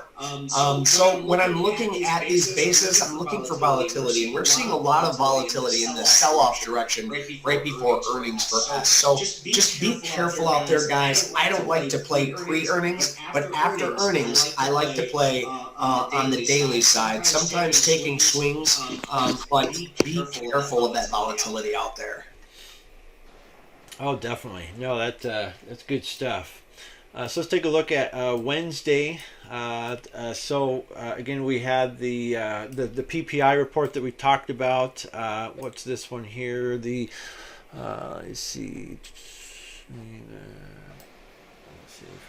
So Wednesday says holding positions, opening a new. Let's see. Retail sales report. Yeah. So the retail sales report, we already went over that. Next one is Oatly, OTLY, earnings before open on Wednesday. Investors are expecting a price movement right around 18% by the end of the week. And then Adobe. Anybody have any questions? Okay. So Adobe, we already went over Adobe, and then UiPath, also known as ticker is PATH, PATH, earnings after close. Investors are expecting a price movement right around 14% by the end of the week. Any of these you would like to go over, Dave? Any of these three? I gotta be real honest with you. Wednesday is looking about the same. I would be saying the same things, guys, about these tickers. If they're under the 200-day, I'm gonna need to see these earnings really prove to me that proof of concept in order for me to want to take any kind of trades in the bullish side. So no, these three here, they're gonna need some proven to us, right? Oh, absolutely. Yeah. But it's weird, but a lot of them are just in that little area that's touching that moving average for long term. But once it crosses through that, they are Wall Street They and are other all investors are hanging going to see around. that, and they're going to start pumping some things up. But as we get into the schedules of events and the economic cycle and stuff, and knowing what the government has planned for like the quantitative tightening and stuff, and how things are slowing down, it all the pieces of the puzzle just kind of come together, and things just make more sense of what's going to happen before it happens. And again, that's why it's really important that we always kind of go over these things. So Thursday, so we went over the Dollar General, but then we have Microsoft on here for Thursday. Option trading for Microsoft is elevated due to the company holding a special event where the CEO and other executives will detail the future of work with the artificial intelligence. The event will include demonstrations on how this tech giant's chat GPT like artificial intelligence will work in office apps like Teams, Word, and Outlook. Microsoft recently integrated artificial intelligence and powered Bing search engines into its Windows 11 operating system. Just hopefully it's not like Google that answered a question wrong. And then we have Vertiv, VRT. When was Microsoft? Wednesday? Thursday. Thursday, okay. Yeah, this Thursday. So, but again, but even though investors are expecting a price movement right around 4%. I mean, it could be more or less, but I mean that's still pretty good for Microsoft. Microsoft is a pretty slow mover, but even a small amount of movement is a massive amount of volatility in the options world. And this isn't an earnings thing, and so there's no risk of implied volatility crush. So and then again we have Vertiv, which says option trading volume is elevated due to the somebody's mic's on. Can't tell who it is. So Oh. I gotta find. I can't tell whose mic is on. Anyways, I'll just keep going. So anyways, option trading volume is elevated due to the companies participating in that JP Morgan 2023 Industrials Conference. So we are expecting around a 7% price movement in either direction by the end of this week. And then we did talk about FedEx. Dave, do you have any insights on Microsoft or Vertiv on your chart? Sure, I would like to go over both of those because we actually got some good news to talk about now. So DRT is above that 200-day moving average, and it is curling up. So DRT looks decent here in the overall bearish market. So anything above the 200-day moving average in my book on this big pullback in the market is looking good. So DRT is something interesting. It does have this big pullback, big juicy pullback, but being above that 200 moving average, we have this 1350 area that I think we can bounce off of and shape up. So that's going to need a little bit more time to digest that move. It is a 5.2% on the average daily range, so that'll be interesting to see. But Microsoft, I'm glad that we got to talk about that. I wasn't aware that they were having, oops, wrong one, MSoft. If you guys take a look at my screen here, guys,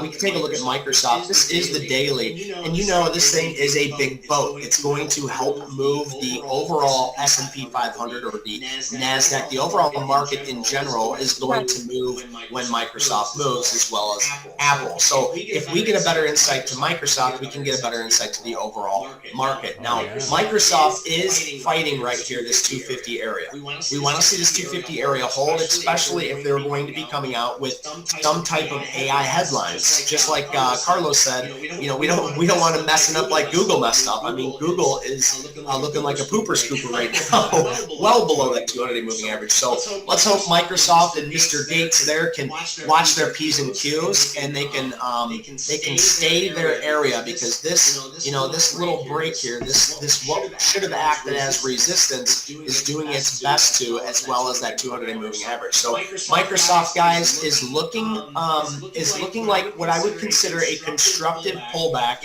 in the overall bearish sentiment. But we need to see this thing shape up here in order to take this ship shape boat to the north side.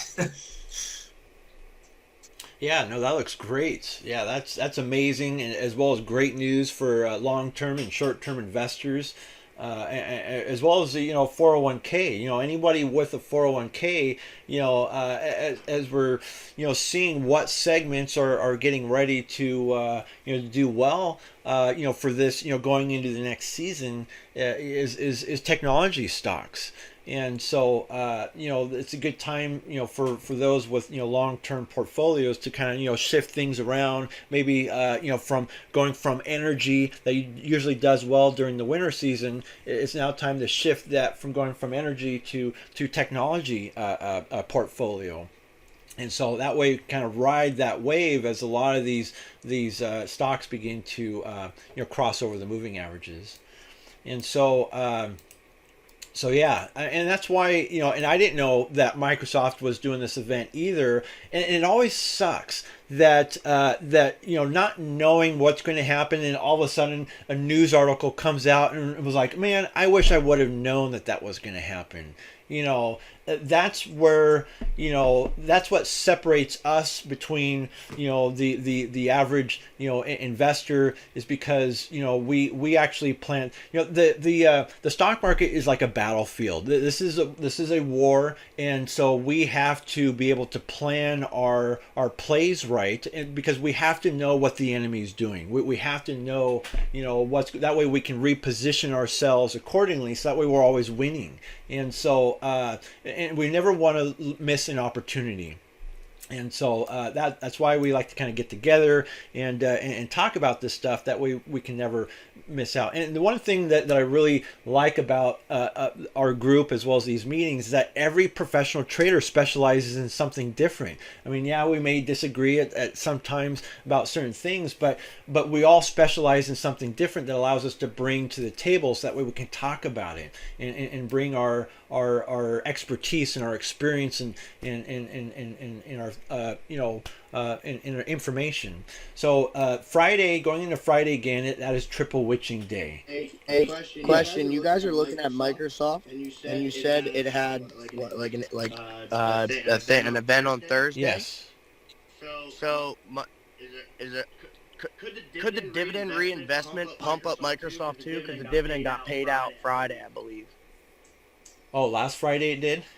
Yeah, I believe this past Friday. It was February 15th is when the dividend was paid out, and I've been noticing a lot of dividend payouts. There's a huge drop after it. So this event is happening after that dividend payout. So I'm not so sure that the dividend is going to have too much effect. But I also don't know too much about dividend. I just look at the technicals. Yeah, I don't think it's going to affect it. I just know a lot of people that have their account set to auto reinvest the dividend. That's where you see a lot of you'll usually see a volume spike just because of all the dividend reinvestments going back in. So that's why I didn't know what. Well, as of late, it looks like the dividend reinvestments aren't happening, because I've been seeing, like right here, if you look at my chart here, brother, right here when the dividend was made on the 15th, you can see there was some volatility. Everybody's getting paid out, and then you can just see that the next days, there it just slacks off. You see big gaps in these that aren't getting filled as of right now anyway. So I think that, the pay and the dividend and all of that right now, I think we're seeing a small pullback where people aren't reinvesting those dividends. But again, I'm just looking at the technical analysis side of this. Okay, I'm only saying it. You said the 15th of when? Of February. Well, my dividend literally was pending until Friday. So Friday, my dividend went unpending. Yeah. So very interesting. I'm just because I own Microsoft long term, so I know that, because I was wondering, I was waiting to dependably make a play with Microsoft right around support. The only thing is, I seen the gap at 146, so I didn't take calls yet. My thing is, though, I was wondering if the dividend, now that it's freed up, gets invested back in come Monday. And then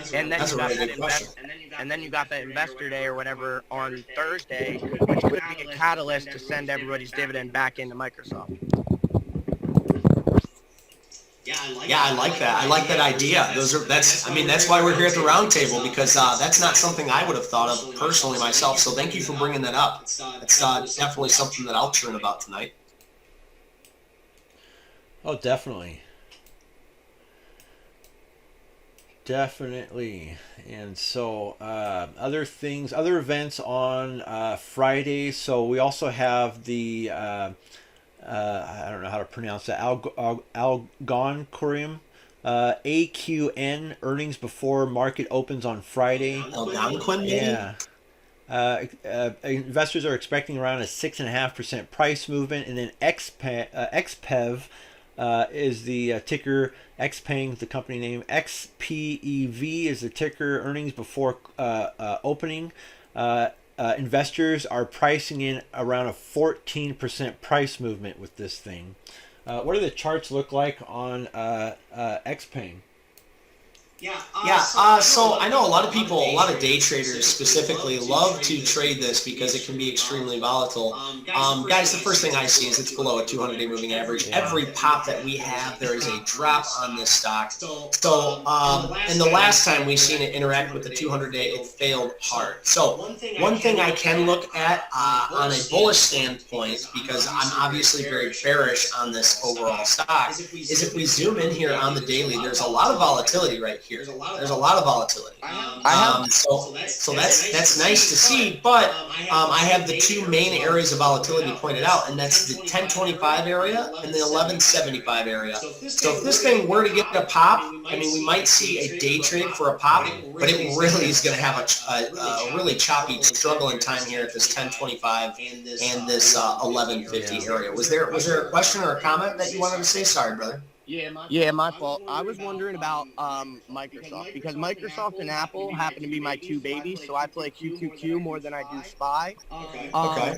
With that being said, Microsoft on their press release or whatever the case may be about their AI, because all right, so personally I might have bias because I believe Microsoft could be one of the stock picks of the next year or two.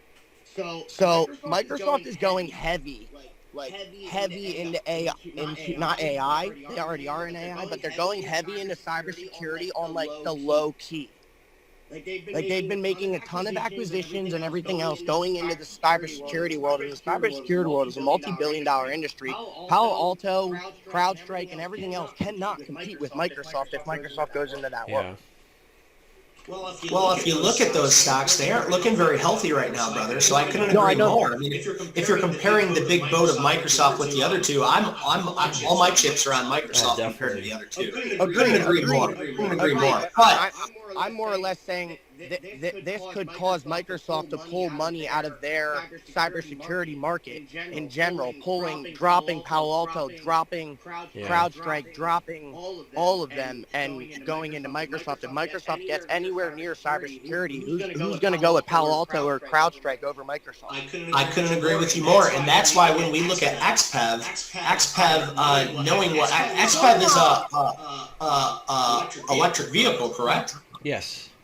So if we look at XPEV and then we look at our leader, like I look at our leaders, which is Tesla, Tesla is still below a 200-day moving average. So if Tesla, the leader in these hot sectors, is below a 200-day moving average, what can we expect for XPEV? Same thing with Microsoft, like our friend just brought up.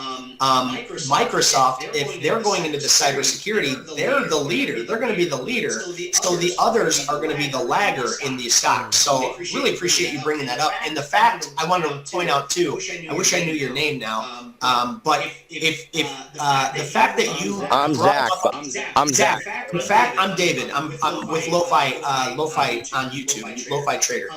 But listen, the fact that you brought up that question, knowing right away and saying out loud, I might have a bias because I have money in Microsoft, shows me that you really know a few things about trading, because we all have our biases. And it's great to do that here at this round table so we can bounce those ideas off each other. So, Zach, thank you so much for showing up today and helping us do that due diligence. This is awesome. Awesome talk. Yeah, no, that's good stuff. And then but yeah, XPeng is definitely going to affect a lot of the electric vehicle stocks on Friday, as well as NEO, as well as some of maybe American companies like Tesla and several others. So what a busy week that we have scheduled, coming up. And so when we do our due diligence, it's really important too to also to key into the investing.com's Sunday morning's article, the top 5 things to watch in the market in the week ahead, just to make sure again that we didn't miss anything. Normally we do a very good job doing our due diligence. So but investing's message is amid the fallout from the biggest bank failure since the 2008 financial crisis, investors will be focusing on the United States inflation data in the coming week. That will be a key test for markets already under pressure from the worries over the Federal Reserve's campaign to tame inflation. Elsewhere, the European Central Bank is expected to deliver another big rate hike. The United Kingdom is to announce its latest budget, and China is to release a flurry of economic data. Here's what we need to know starting our week. Number one, according to investing.com, is the contagion risk. In the wake of Friday's dramatic collapse of the Silicon Valley Bank, also the ticker was SIVB, investors are growing nervous that the Fed's campaign to fight inflation has exposed vulnerabilities in the financial system that could grow if it ratchets up its rate hikes. The Silicon Valley Bank, which focuses on tech startups, saw the value of bonds where it had parked its money fall due to the higher interest rates. A plan to boost the value of its holdings backfired, prompting a run on the bank before regulators stepped in on Friday, shuttering the bank and putting its receivership. The rapid collapse sent jitters through the global markets and wobbled banking stocks amid fears over the contagion in the financial sector and beyond. So that's, like I said, that may kind of carry over a little bit more into Monday. As Monday will hopefully begin to cool. I mean, Monday, tomorrow morning, we can easily open in the red, but easily close in the green, because with a lot of the events that we see, this week, it just seems like there's just more bullish events than there is bearish events. But we could see a lot of mixed signals as well, as they all kind of blend in. And then number 2 was the U.S. Inflation data. While Friday's mixed United States jobs report eased some worries about the prospect of a 50 basis point rate hike at the Fed's upcoming meeting, a hotter than expected inflation reading on Tuesday could reignite fears among investors already eggshells following the failure of that Silicon Valley Bank. Economists are expecting monthly inflation to rise by 0.4% February after a 0.5% increase the prior month for the annual gain of 6%.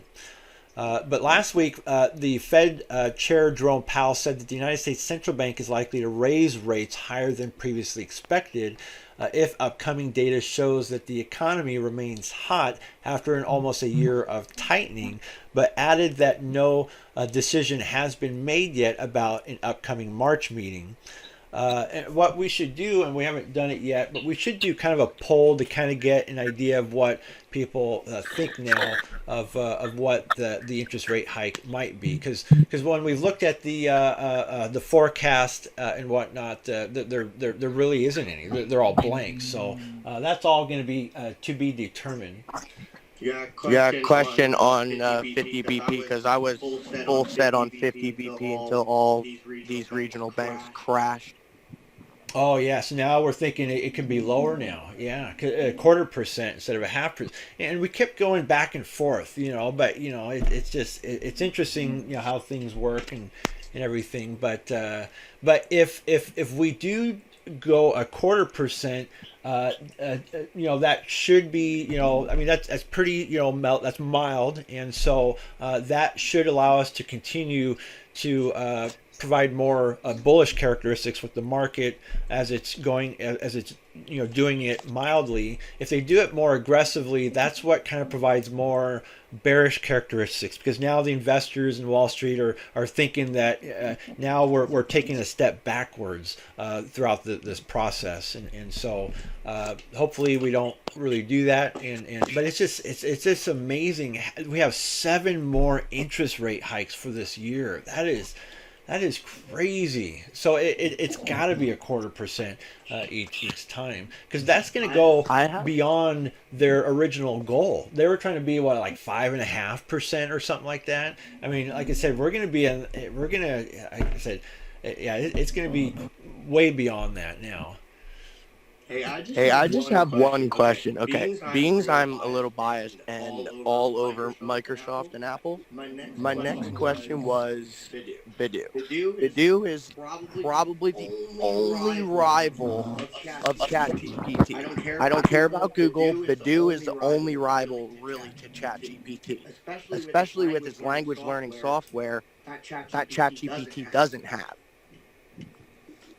Oh, definitely. Is anybody familiar with Baidu, the Chinese company? I'm familiar with the charts and stuff, but not really with what the company does. I mean, they are what China's Google, right? Basically, yeah. They have literally the only rival to ChatGPT. Mm-hmm. Like I know Google has Bard, but Bard's trash. Yeah.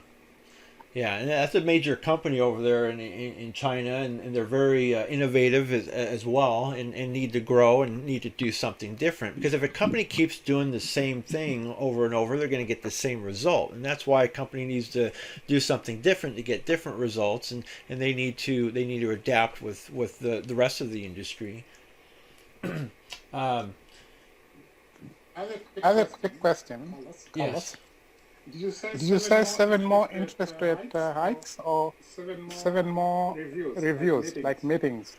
No, 7 more interest rate hikes. I had it pulled up here somewhere. Oh, right here on my screen here. You can, and this was just recently updated. Where before we just had a March and a May. We never had any of these other ones. So now we have 7 more interest rate hikes in March, May, June, July, September, November, and December. I mean, that's almost, if each one was almost a 0.25% at a time, that means it's going to be it's almost going to be 2 more percent higher than what it is now. And so that's just, and if we see one bank collapse, we're going to see more issues with the the lending world. Do you let row play into account when you're picking your contracts due to interest rates hikes coming? So I primarily straddle, so I'm always getting in and out. I believe in always be actively trading, not actively holding. Though I do have long-term portfolios that I keep, things that I follow the cycle with, but I'm more or less with swing trading, going through the rate hikes. Are you not? You don't even care about row? No, I definitely straddle through all those because of the volatility that it provides, and sometimes it can be a surprise because it can provide bearish characteristics or bullish characteristics. But the neat thing with straddling, if we buy for swing trading, if we buy like 10-15 minutes before close the previous day, we can hold on to those going into the next morning, and that way we can sell at different times, maximizing our gains on one side and minimizing our losses on the other side. And sometimes that loss on the other side can become a gain, because what if the market opens in the green but then it falls after an hour into the red? You can sell your calls, secure your gains as you're holding your puts, which was at a slight loss, is now in a gain. So that's where we can really benefit from straddling. I'm more meant because Roe will increase the contract value when the interest rates happen. That's all I really meant by that. Yeah, and that definitely affects a lot of things, but as well as that. But let's take a look at the options activity. So Friday's most highly active options activity is right here. Tesla dominating the list, number one, Apple, and then Nvidia. Tesla ended Friday with about 1.5 million in options volume.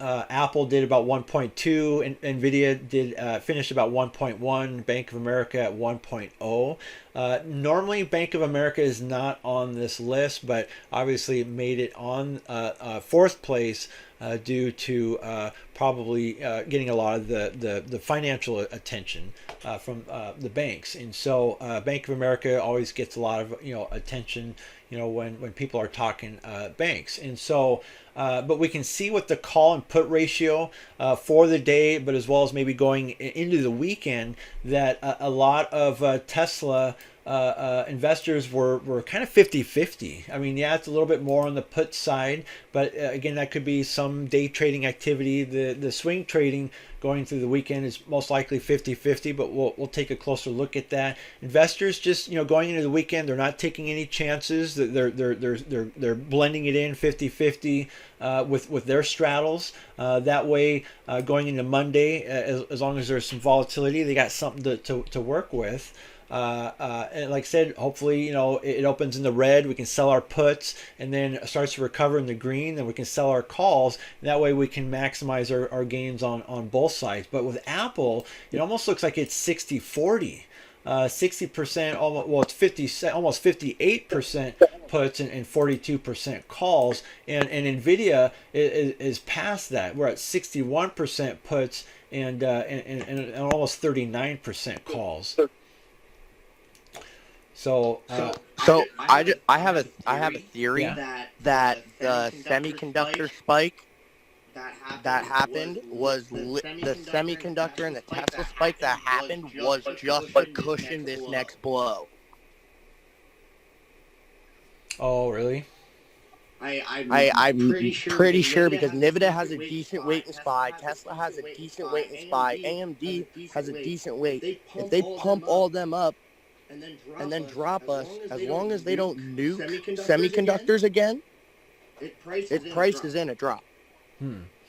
Dave, you have any insight on the charts? Well, what do those look like? Well, I'm familiar with the ETF, VanDeck ETF semiconductor. I'm sure if you're following semiconductors, you're familiar with SMH. Plus, it's easy to remember. I follow SMH and SOXL and KLA or KLAC. They're all going to run similar, right? So that's why I'm just using one. I'm sure they all look very similar. The ETFs are going to be heavily weighted in NVIDIA, your AMDs, all of those. They might look very, very similar to this chart. But regardless, we're up above a 200-day moving average, which looks very nice. It is coiling in this area. But what I am seeing here, guys, on this lower level, because we did have a pullback, is we're seeing this peak right here, this 250 area, and you'll probably see it across all of your ETFs, all your boards. It peaked through this area, it broke down, and now it came back up to test that area, and now looks like it's heading lower. I actually talked about this in my stream, and we were watching it all kind of play out. When things create a high, they break through those highs, we expect them to pull back to retest to head higher. In this case, it not just retested, but it broke through and then retested it up here as a resistance. So this thing has a lot of fighting to do. And when it comes to your overall excerpt about they pump this up, when you use words like them or they, regardless of who you're talking about, whether it's the government or a market maker or a specific person, regardless, if we just look at the technical pattern, I would say that it has held up, they are holding up, and the overall sector in a whole is on fire compared to any other sectors not regarding your biotechs, not regarding your medical, Your solar it held up for a while, they pulled back, but then your ETFs, your semiconductors really held up, just like you said. It kind of held up the overall market. And then if you look through your Microsofts, your Apples, your Nvidia, right before we had the big pullback, they were all right into a resistance area, just like you see here. So constructive pullback, possibly, but I think what we need to see this thing do is break through, pull back, then retest this 250, or across the board, break through, pull back, and then retest this very, very interesting pivot point at this 250. So that's kind of my insight on it. Yes, I can get behind and agree with you that it does look like it was pushed up, it was propped up. And that could just be because of the overall demand in the sector itself. But when you use words like them or they propping that up, I can't get behind or justify anything like that. Just looking at the technical pattern, I would definitely have to agree with you, though, for sure. It does look like it's being propped up. Speaking on fundamentals, I get everyone's technical, but fundamentally, they still haven't fixed the supply chain issue. Why was there 100% run up on a stock that still has not fixed its supply chain issue? And you're talking about Nvidia specifically, I believe, right? I'm speaking on AMD, TSM, Nvidia, all of them. So the overall supply chain issue, yeah. That's where we would go back into ZIM, right? We would go back into shipping stocks and stuff like that. Everybody across the board is having an issue with all of that. We might actually see some of that lighten up now that China's kind of reducing and trying to get away from keeping everybody locked in, and hopefully that will help everything with shipping and getting things out to people on a timely manner. But I know everybody's extremely frustrated with that as well. So couldn't agree more with you, brother. Well, that and countries aren't sharing their resources as much anymore as things have gotten to be a little more chaotic. But it's also good to look at the charts, but also to see to always follow the money, knowing where people are investing. In which direction as well. And so let's take a look at the Nvidia's most active individual calls and puts. I'm just setting it up on my screen here really quick, and then that way we'll kind of see what's going on. Though looking at this during the weekend, some of these are going to be expired, and so we'll have to kind of determine what's active and current and what's not. And so this is Friday's right at close most highly active individual calls and puts for Nvidia.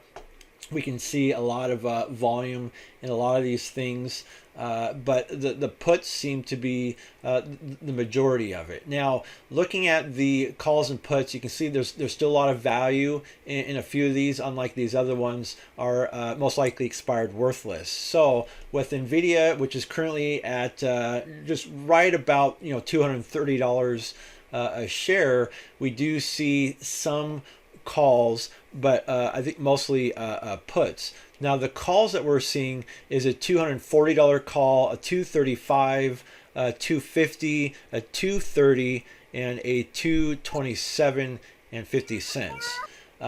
Most of those are calling for the gap to get filled to the downside before we go back up. Yes, exactly. And so, but the volumes that we're seeing in this is going to be significantly less than the puts, because we're seeing about 14,000, 11,000, or 12, 11, 10, and the open interest is right around there too. 13,000 open interest, 10,000, 16, versus the put side that are still active.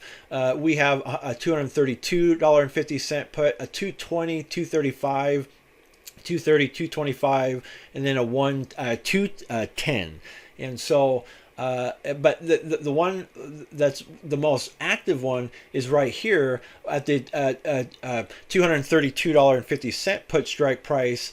It has just under 34,000 in volume, and open interest was right around 7,000. There's a lot of new interest on this, betting against Nvidia going into the weekend, into Monday. People are very, very bearish on this thing. So that's again, we can kind of pick and see what people are doing, because over here with the volume, with the calls, the volume is more than the open interest. So this could be selling activity.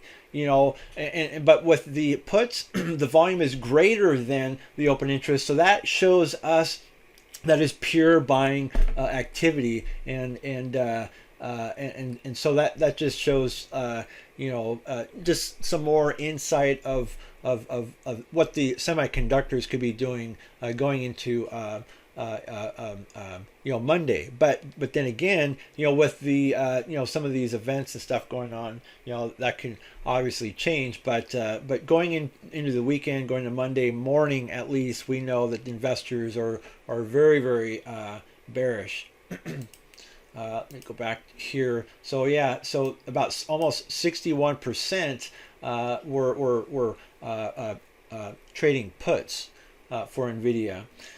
But it's good to kind of go down this list. This is our scanner screener, but ultimately this is our radar. This is a very, very important feature of the bar chart website to see what activity is going on with the entire stock market system, as well as where are people putting their money. Where are they betting the stock's going to go up or down? And normally we see a lot of 50-50, sometimes 60-40. That's about average, but every once in a while we may see something that's very, very unusual, like Coinbase. Coinbase, which has gotten a lot of attention. It's up here on the top of the list. Normally it's on the bottom of the list, but it's getting some attention, probably because of the financial industry. But we have a 71% puts on it, and Coinbase is down 8%. We got about 29% call ratio, so people are very, very bearish with Coinbase.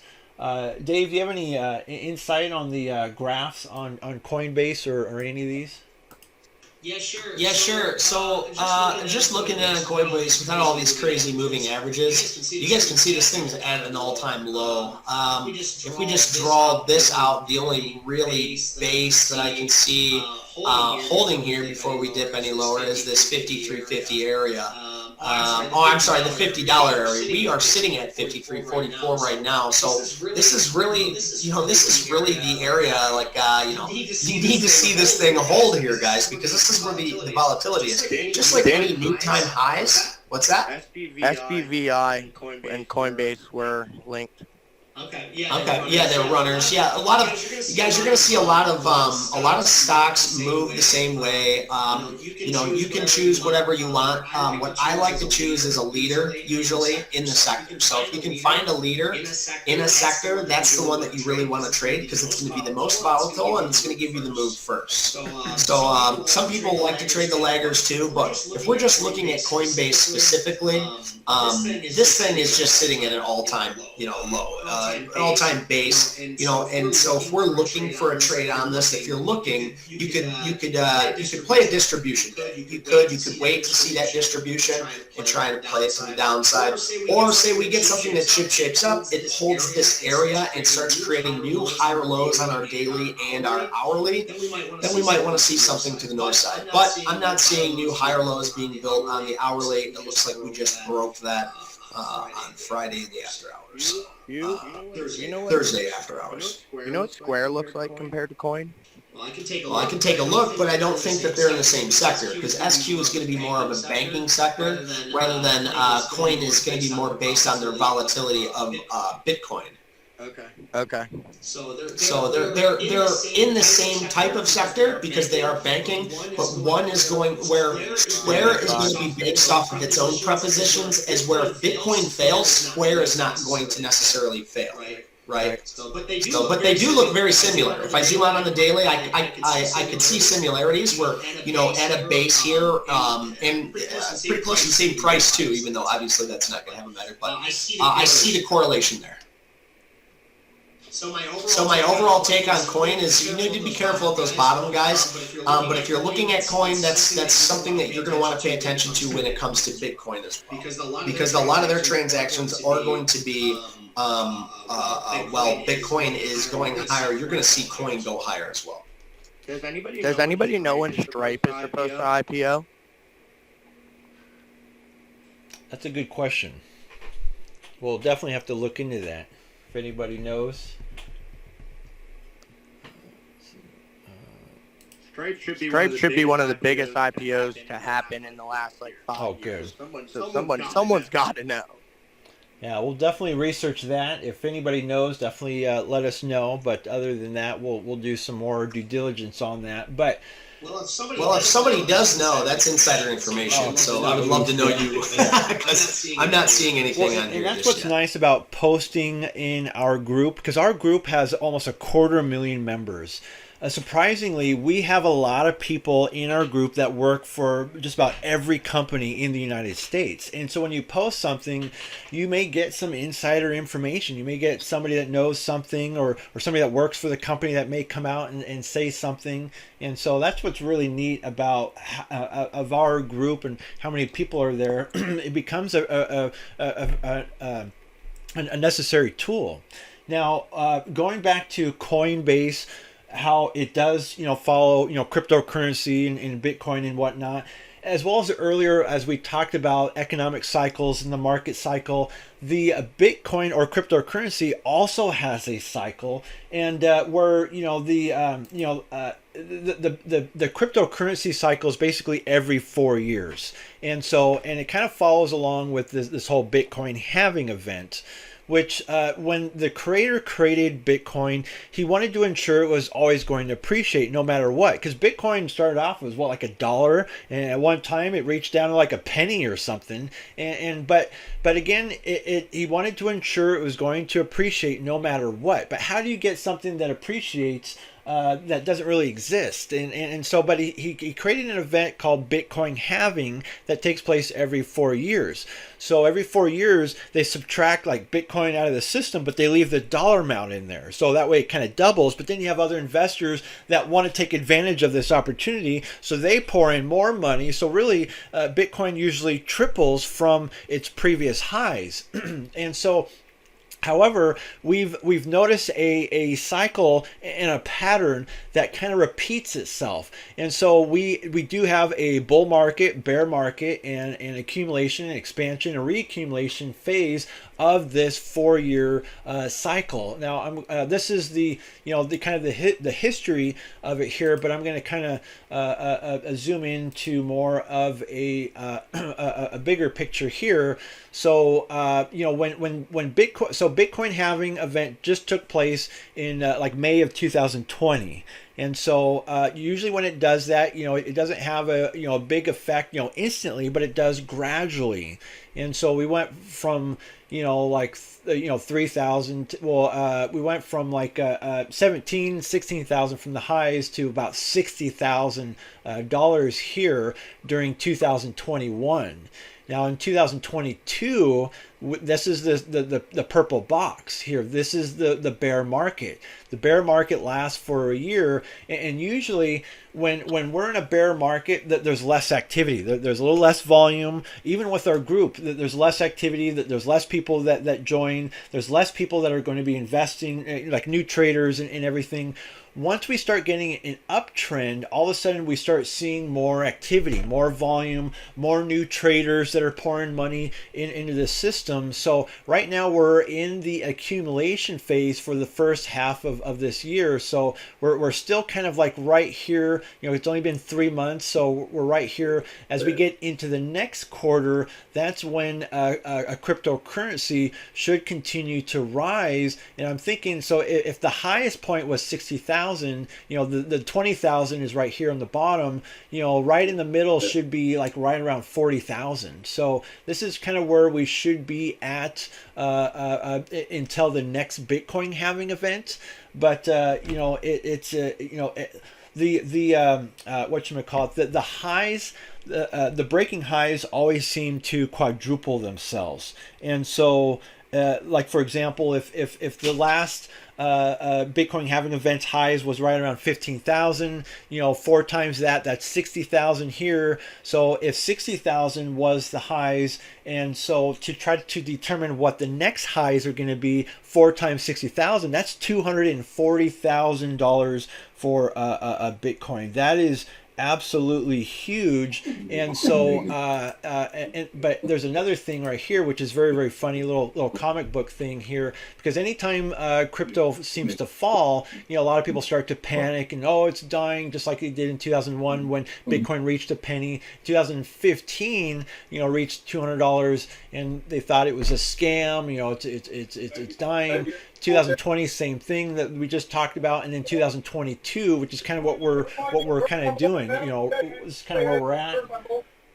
But in come 2025, 2026, it's going to bottom out right around, well, probably that 60,000, $100,000 area after it just reached $240,000. And but once we get into these certain stages, these applications like Coinbase are going to be very, very active. And so, but we're just kind of at this bottom point where we're just seeing the least amount of activity with a lot of different platforms and stuff. So as we get more activity, more trending with cryptocurrencies, people are just going to start referring their friends, family, neighbors, and colleagues to start using Coinbase and other trading platforms. So I think we'll start, with Coinbase being right around its bottom. That may be, a great point to buy if you're a short-term and a long-term investor. So hopefully that makes sense. We can take a look at some more options activity going down the list. Again, that was at Coinbase, 71% puts, about 29% calls. We'll see if there's any other unusual activity here. Now we do see Google here, just kind of with the highest call percentage ratio at 70%. That's very interesting. Out of all these things, why is Google at 70% call ratio when Google's down almost at 2%, down at $91? Dave, what does the Google look like on the charts? Yeah, sure. Let me just zoom out here on the daily, get a better idea. Guys, Google has been beaten down. And if you were part of my live stream, Willis, New Vision, my boy, he's in here today. He can contest. I always say I'm a fanboy for Google because I marked out these liquidity levels down here, just like I have for you guys on a few other stocks. And back when everybody else was flying high still, Google was trading all the way down here. And I said, this is the only stock I really can root for because it's the only one that's actually sitting in its supply zone. So we rooted for it, and it went right back up into its other area of supply, and we didn't play anything in the middle here. But once it came up into that supply, we're seeing it come right back down. So Google seems like that, and what's the other one? Google and Amazon seem like they're the leaders of the big boats failing us. So with Google down here in its supply zone and it holding these new higher lows on the daily, Amazon just got a lot of in the money puts just went through last week. Sure. I'm sure between all of the biggest boats in this trivial area, this trivial time, we're going to see one direction or the other on these things. So. No, like this was a scary, ungodly amount of ITM puts, like deep in the money puts, like 150 puts and like $34 million and shit going into these shit. Sure. Well, I can understand. People taking very big bets on the overall sentiment in the market. But just going back to Google, I want to look at the positive side for this thing just for a minute. We are on an uptrend off of its lows. It is coming down into its supply area that held the last time. So I would like to see, because I want to be a fanboy. I have a 401k, we got Roth IRAs, we all have pensions, and we all have the elderly to care for, right? We want to see our big boats head higher. So with being a bear with bull horns in this situation, overall the market is under a 200-day moving average. So I am risk off. I don't have any money in the market except for my long-term investing account. Other than that, all swing trades are off, and I'm just looking to day trade things. But if Google can come down here and shape up, break through this 200-day moving average, that is what's going to be risk back on for Google. But for right now, it's just hanging out down here. It needs to hold this uptrend. It needs to hold this supply area before it becomes demand and heads lower with, like our boy Zach saying, Amazon's not looking too pretty. And if all the big boats aren't going to start shaping up, I think we can all see them heading all in a similar direction like we have been. So be careful out there, guys. Also, another thing that needs to be watched out for is these interest rate hikes affect companies that do advertising probably the most, and the top 3 to 5 companies on SPY are advertising: Microsoft, Amazon, Google.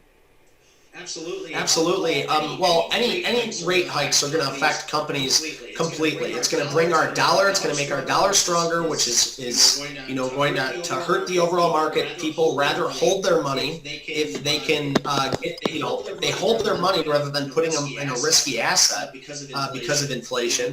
Until that gets combated, until that gets handled. So the CPI, when that comes out on the 14th, as Carlos mentioned, we really need to keep an eye on what's going on. If rate hikes go up, we can imagine that our equities are going to want to head lower.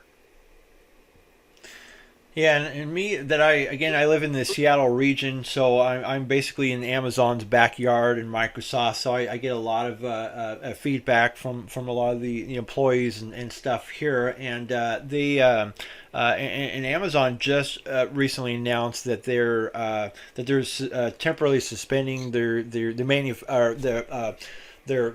new facilities and stuff that they're trying to build throughout. I think here as well as I think in other places around the country. So that's sometimes a little scary because construction that's already been built, the foundation's already there. And now they just want to stop. So that's just gives some pretty interesting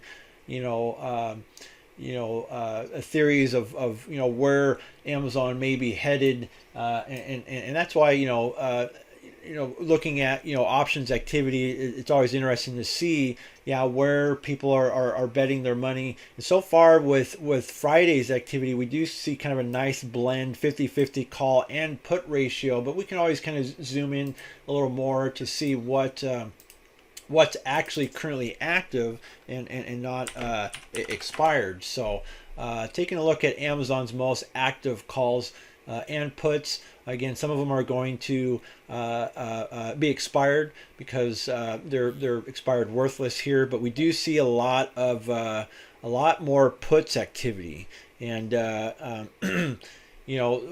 just like Zach said, well in the money. It's like, what is going on here? $130 put strike price. I mean, Amazon's already $90, almost $91, but well in the money, $130 put strike price. That is just very bizarre. We have 15,000 in volume in that. It's not like a crazy amount, but it is kind of an unusual. Go look at the 150 in the money. That is put. crazy. 150. Look how expensive that is. That is like almost a $5,900 value per contract. That is some pretty big, but a lot less volatility. But it does show that almost $6,000 a contract, times that by almost 9,000. That's a lot of money right there. So we got a lot of big. That's what I'm saying. They pumped like 34 million into puts in just one day on Amazon. Yeah, we don't normally see this at all. Normally, these are normal. The other ones are normal. These two not normal. That's why I mentioned this, because this was like an outrageous thing that only happens at flash crashes. Mm-hmm. Yeah. So we're gonna have to determine what's gonna happen, going in the next week, because we still have a good amount of calls as well as puts. I would say it's still a good blend of 50-50. It's just that's weird that we just have this bit of unusual activity within the puts, but Right. but Do you think it was a hedge off of the bottom? it had to have been. Because that would be my only Yeah. thought if someone got in at like $80 and There's hedged no their. retail that's going to be able to move the markets on those big. You'll need a small cap, low float in order for somebody like you and I to ever make a dent on something small like that. So it's always usually a retail, or not retail, but an institutional ownership or a hedge fund or somebody managing the big boys' money in catching those lows. Yeah. Right, and but that's why I'm just worried that like either this is a hedge or this is a bet on a flash crash. And I haven't been able to determine which one it is. Well, let's take a closer look at the dates on these. So the dates look like, oh wow, March 17th. So this is That's what I'm saying. They just came in. this Friday. Wow. Normally when you see something like that, the dates are pretty far out there. But on the $150 one is June 16th. So at least that one has a little bit more time. The other one, imagine that getting squeezed out as well. That could be crazy if it moved up to the north side as well. I'm thinking hopefully this is just temporarily. Hopefully they just kind of get in, get out, and hopefully kind of starts to recover throughout the week. But maybe they know something that we don't. But like I said, this is just very weird. But sometimes to be in the money like this, it's good. Like if you're a high roller, it's good to have a more expensive contract, because when you are a high roller, you don't want to have hundreds of contracts, because they're selling in increments. Like you may have one that may sell 20 and then 15 and then 30, and they don't all execute at the same time. If you're trying to buy or sell 100, they go in spurts. But the share price and the values of things are still moving, and so it's very, very irritating to have to go back, and because all of a sudden the values change. Now your order is partially executed. Now you got to go back in there and modify it and replace it, or change some settings to try to get it to execute all the way. So if you can utilize more of an expensive contract with the least amount of contracts, then you're not having to fight that those price changes as the order is trying to execute. And so that's where we can easily believe that these are hedge fund companies. So, but let's take a closer look at the most active individual calls and puts, sorted out by volume. We'll ignore the ones that are expired, but now we have BX on the list. I'm not sure what BX is, but they're currently at $80 a share with a $60 a put strike price. So that means it's going to be down 25% by the end of this week. However, the open interest is right around 82,000, but the volume is about 77,000. So because the volume is less than the open interest, we don't exactly know if that's buying activity or selling activity, or it could be a blend of 50-50. What do the charts look like on BX, Dave? So it's looking like a lot of charts. I would say the biggest thing when I first pulled this up is just how much volatility we have to the downside in the past 2 days on this. So it came up and it traded above and then sideways on a 200-day moving average. And I would have to say, if I were to pull this chart up and it looked like this, when I'm pulling this up, I would say this is looking constructive. But if we start moving forward a couple of days, we can see that it broke that 200, traded sideways. It tried to come up and test and failed miserably, and since then it's headed lower.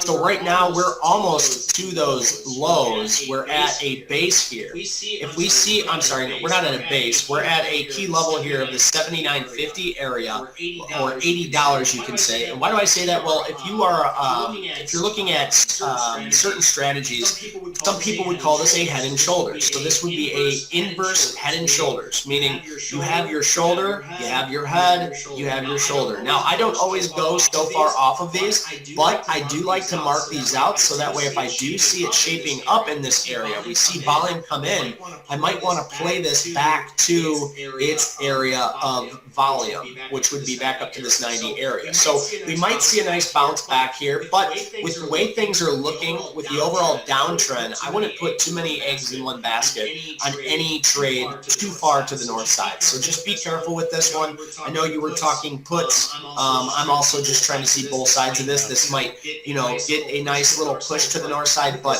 with this overhead volatility in this 90 area, even if we did get a snap back on the head and shoulders, we would most likely pull back from that. So overall, it looks pretty bad for Blackstone, but good luck. Yeah, we could see lower lows, as it goes from 80 to 60. That's just going to bring it down just a bit more. So yeah, we definitely see that there, and then we have the MARA, M-A-R-A, a $5 put that expires this Friday with a lot of new volume that exceeds the open interest. So a lot of people are obviously betting against MARA as well as Sophie with a $5 put as well. They're currently at $5.58 a share, but same expiration for this Friday.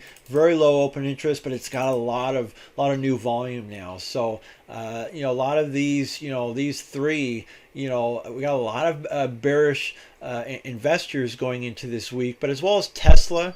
But we do see some straddling activity with Tesla because it's very volatile. Tesla is it's its own little beast, and it can always do whatever. But Tesla right now is currently at $173 a share and 44 cents. But we have a $170 put strike price, but we also have a $180 call strike price, both with the same expiration dates. All of them have a decent amount of open interest, but the volume also exceeds the open interest. So, but more people seem to be a little heavier on the put side. So I would say we have about a 60-40 put and call ratio going into this week. I personally am in 150 puts off of 197, I believe. Oh, okay. Because I believe we're going down to fill that gap at 145 or 143. Put it this way, Tesla really should be closer to under 160. Yeah. Fundamentally, I don't like Tesla should be closer to 90, but 160 with its fan base is probably a better guess. But I have 150 puts, and I'm really they're for 331. I got them at $1. They're at like 250, but I'm pretty sure I'm still safe to swing those. Oh, absolutely. Now, in our previous meetings, there's been some interesting activity with Tesla regarding highest open interest. And so, which is kind of interesting because if you're not familiar with what open interest is, it's basically the total number of open option contracts that have been traded but not yet liquidated via offsetting trades, meaning that they were previously purchased but they haven't been sold yet.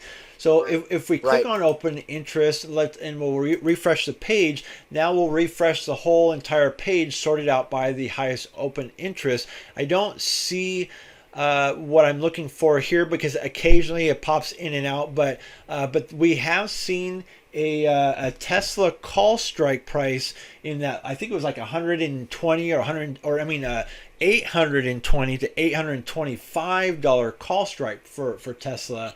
Let's see if we can check on that through the NASDAQ website and see if it's in there. But it was a very interesting call strike price that is like 4 or 5 times higher than what it currently is, but it did have an expiration date. I think it was like a year from now, like next. I was gonna say that. Yeah, it's quite a ways from now, but I don't see it on the active. But then again, it's sorted out by volume.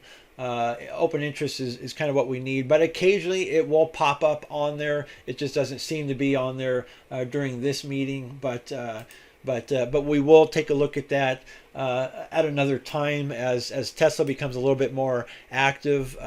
The open interest will accumulate on that, hopefully, and that way we kind of see why exactly investors believe that Tesla may go beyond that, and it could be a couple really good ideas, and that could be because Elon Musk just announced that he is working on coming out with smaller vehicles that are smaller than the Model 3 and could potentially cost $25,000 for a brand new electric vehicle that's slightly smaller than the Model 3.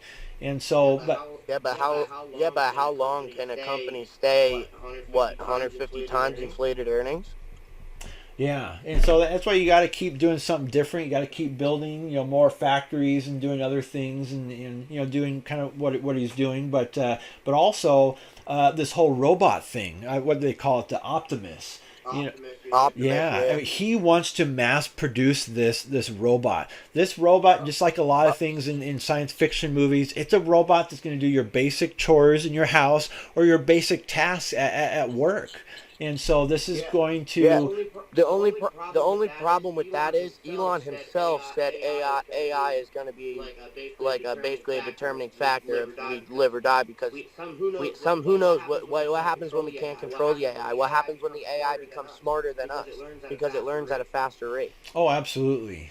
But by him doing a lot of these things, it's going to create a lot of volume, a lot of investors, and be like, oh, okay, this is, he's getting, especially if he does another like a reveal. I mean, last year was kind of interesting, but it's progress. But if he advances a little bit more and shows some pretty good promising effects from this robot, meaning where they could be getting close to their final version, they're going to start taking reservations. Usually when they start doing that, they'll have a presentation, but he'll go, now you can go to Tesla.com and reserve this robot for $100 or $500 or whatever. I mean, most likely they're not going to be delivered for several years, but it's just more numbers that he'll be able to manipulate the investors and things. But it encourages them to invest in the Tesla, and that's where we're going to see some pretty crazy volatility in the upwards direction, because people are going to want to take advantage of this, especially if he wants to sell millions of these things.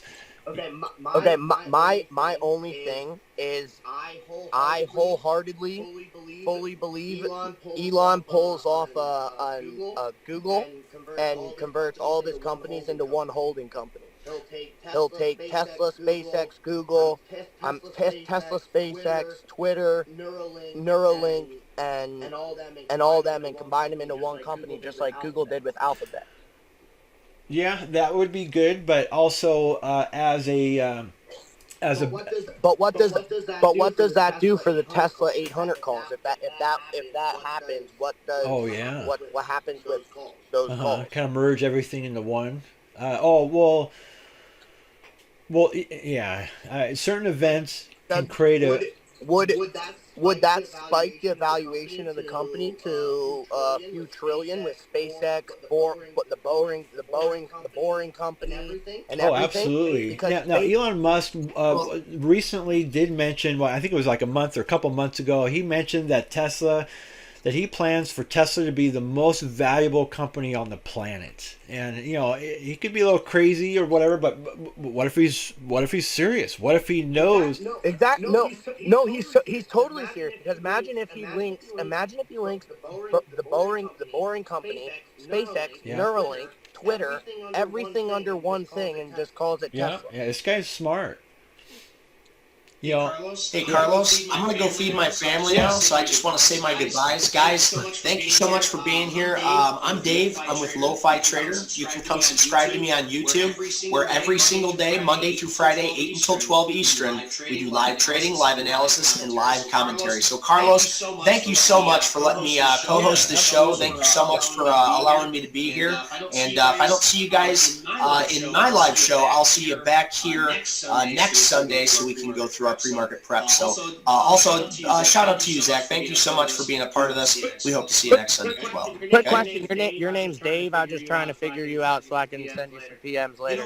You know what? I actually sent you a DM because I would love to see you on my show. So I just sent you a DM where you can find me. Okay, brother? Thanks. Appreciate it. Yeah, thank you, Carlos. Huge shout out to you. Thank you so much. What you're doing here is absolutely amazing. Yeah, we'll do it again next Sunday. And but before we go, does anybody else have any questions?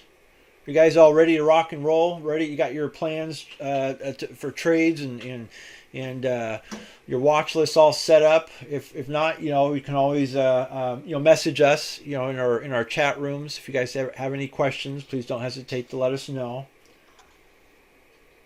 If your mic is mute, feel free to unmute. If you have anything to say or contribute. Really appreciate you guys showing up, doing your due diligence with the rest of us, and getting prepared for the market opening tomorrow, Monday. All right, guys. Thank you very much. Wait.